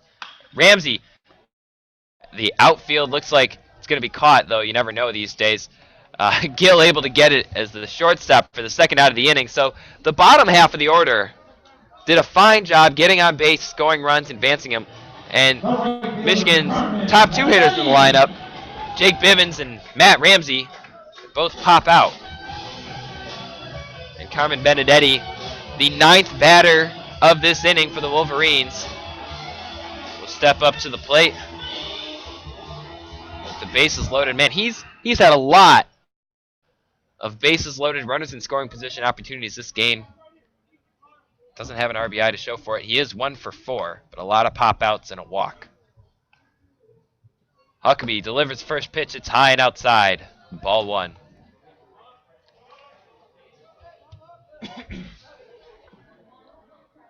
And after walking several hitters this inning, I'm interested to see Bivens and Ramsey swinging so early in the count. The 1-0 pitch. Big swing by Benedetti. Bigger miss. 1-1 count.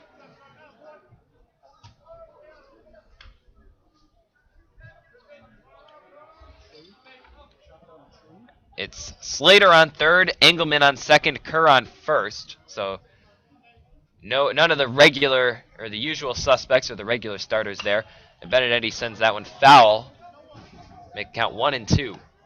2 outs, 3 on. Wolverines looking to add to their 10-4 lead. Certainly not a tremendous sense of urgency. They're up 6 in the bottom of the 8th inning, but perhaps for morale, they're looking to add to that lead. Huckabee with the 1-2 pitch, and Benedetti sends that one foul on the left field side.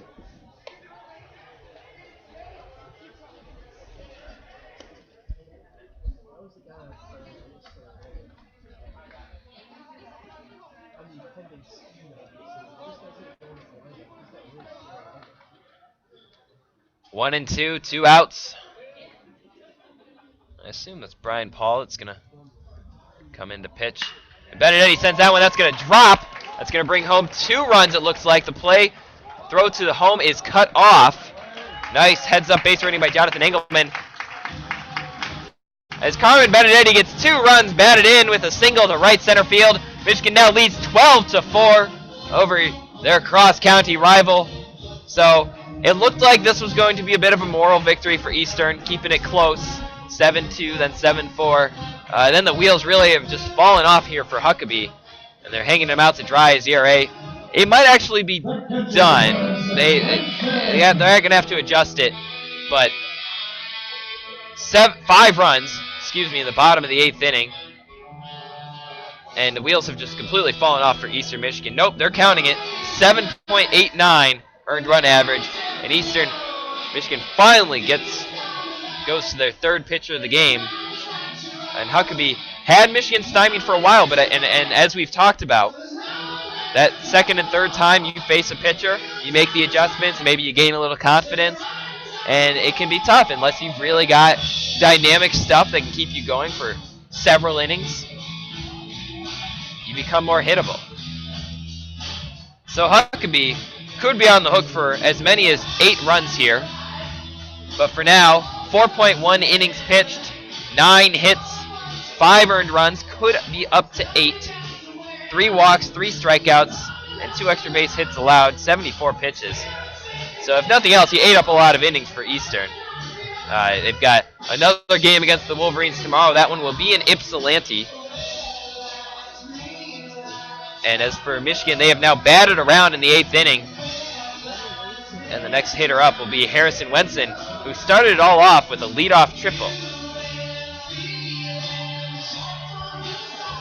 And, you know, I say it every time, but it just seems like every single time there's a pitching change mid-inning, late game, it's Harrison Wenson. That's the one that has to face the pitcher as the first hitter.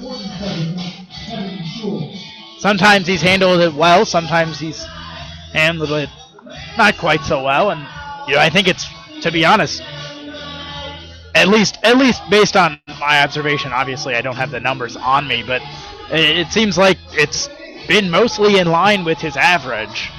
So, you know, not particularly good or bad at facing that new pitcher, but we'll see how he handles it here.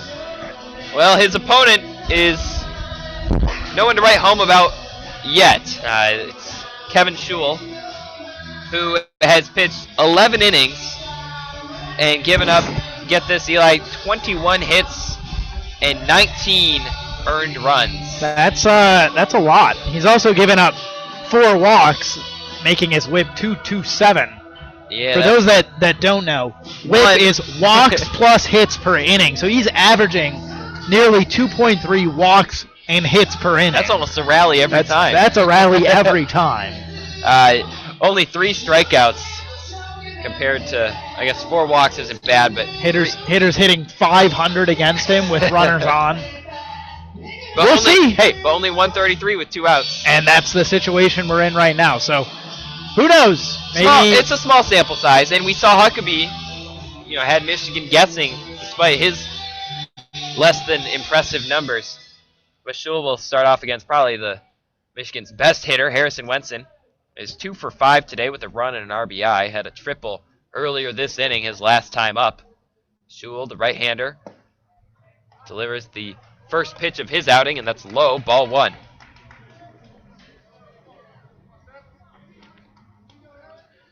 Michigan now an impressive 17 for 40 hitting this game. Wenson trying to make it 18 for 41. And the bats have really come alive after, I won't call it a tough weekend against Michigan State, but Michigan State, you know, they're one of the nation's best pitching staffs, and they showed that really throughout the entire weekend. Michigan never really got a huge rally going. And Wenson takes a big hack at the 1-0 pitch. That's a swing and a miss. Not a swing and a miss, but a swing and a miss. With a capital S. And a CH. Yeah, and a capital M, more importantly. 1-1 count, 2 outs, 2 on, as Benedetti drove home 2 runs, so it's Kerr on second, Benedetti on first, and that third pitch of the at-bat is inside.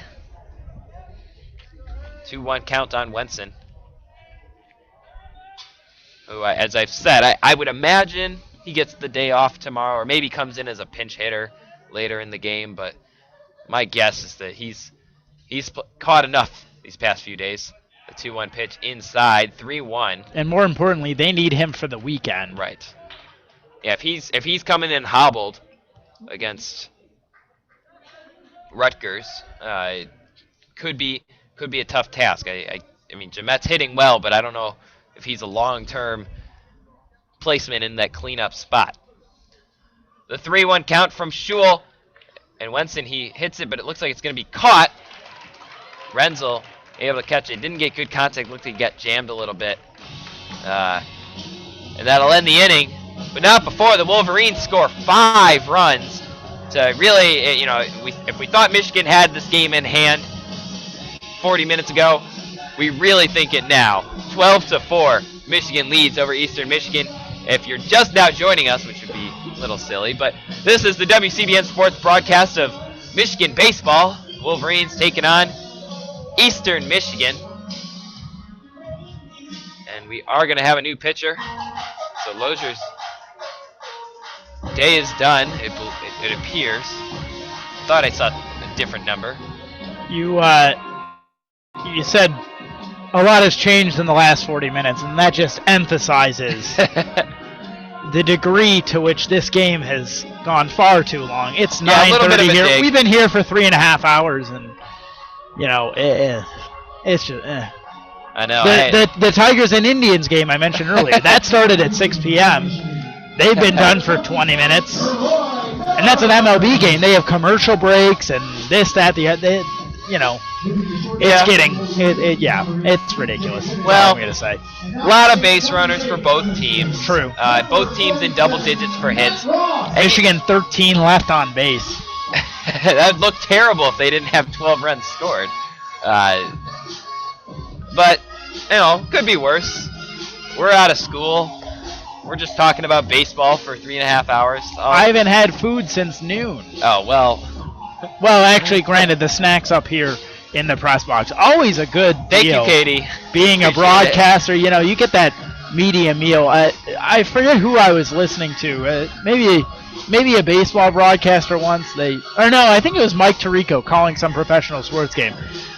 Either way, whoever it was, they once said, you'll never see a journalist or a broadcaster move faster. No one in that business moves faster than when they hear that the free media meal is ready to go. Granted, not a full meal here, but you can do worse with worse than they got here. Not. Solid arrangement of chips and fruit snacks. That's my favorite. They've had Rice Krispie treats lately. Those are pretty good too. I'll never forget one time when I was on WTK, I was asked to break down the different schools and their press food. It's really something. You can tell how a school feels about its media based on how it feeds it. And I can attest to that. Michigan State, absolute worst media meal I've ever had. Was it a hot dog? It was a hot dog, and they gave you vouchers. Troy Miller coming in to pitch. His first pitch is driven by Marquise Gill. Sorry to cut you off, Eli, but man, that was a hard shot. Nearly a very scary moment, but it'll instead be a single by Gill, who is now 2 for 5 in the game. But yeah, as I was saying, Michigan State in their football stadium, no less. Where normally football is whatever they're serving. Whatever your budget is, you're spending it on football. Is the best. In their press box, they give you vouchers, and you can only get up to 2 hot dogs. They have ugly-looking condiments. The hot dog bun is a little soggy. They have a pop machine. Oh, pop machine, big deal. They're in Spartanland. First pitch on Brennan Williams, who is 2 for 4 today, in there for a strike. And you compare it to Michigan. They got catered food every Saturday. Sometimes if it's a noon game, you get their pregame. It's 10 or 11 a.m. You get breakfast. They have breakfast, Yep. and then you come back. 20, 30 minutes before kickoff, they have lunch, and at halftime, they might have brownies or something. They got an extra something. If you're a writer, they come bring you pizza Yeah. at the very end. Yeah. Yep. If you're staying afterward, you do the interviews and whatnot. 1-1 count on Brennan Williams. Troy Miller coming in. I guess not for the save anymore. That's no longer on the table. Just get the last inning here. 3 outs away from Michigan's 30th win, which I know it seems not like that big of a deal anymore, but that for a while that used to be a big barometer of a successful season for Michigan. They're looking for more than that. That ball is bounced over to, looks like Ross, who is unable to field it, sends it to right field. Benedetti out there in right, and Ross spent a lot of time on the bench and then does get his chance, unable to field it. I don't think he had a play anyways, but nonetheless that puts runners at the corners here in the 9th inning. Matt Ross, another late inning sub for the Wolverines. sophomore out of Los Gatos, California. Bivens moved over to short with Gutierrez out. He's all over the place. Basically, everybody else is the same. Yep, Slater was in just for the pinch running duty. Wenson still catching. Well, perhaps Slater now in the DH role. I think that he's in the because he came in for Jeanette. Right. No, you so might we be could right. see him if Eastern Michigan is able to score 8 runs here. I really wouldn't count on it yet. That's the definition of late inning heroics. Mitchell McGeehan down or up 1-0 in the count, fouls second pitch away to the right field side, even the count at 1. Miller comes in with a 6.75 ERA, has already given up 2 hits on the season, 17.1 innings pitched, 22 hits allowed, 13 earned runs, so he struggled a lot. Looking to change that here. McGeehan pops it up to Ross, who makes this play at second base. All the runners stay at bay, so 1 away, 2 on. Runners at the corners for Eastern Michigan, down 8 runs to the Wolverines, trying to, as you said, really bring out those late game heroics. Tough task. The tying run is 5 in the quadruple hole, I suppose. Miller 2 outs away from helping Michigan to a victory at first pitch, in there for a strike on John Renzel. Renzel 1 for 4 today with 2 strikeouts and a run. Scored as a part of that 2-run 8th inning Eastern Michigan had. And that ball's grounded to Bivens, who tags second, throws it over to Lugbauer, and they get it, and the double play ends the game. Michigan wins its 30th game of the season over the Eastern Michigan Eagles.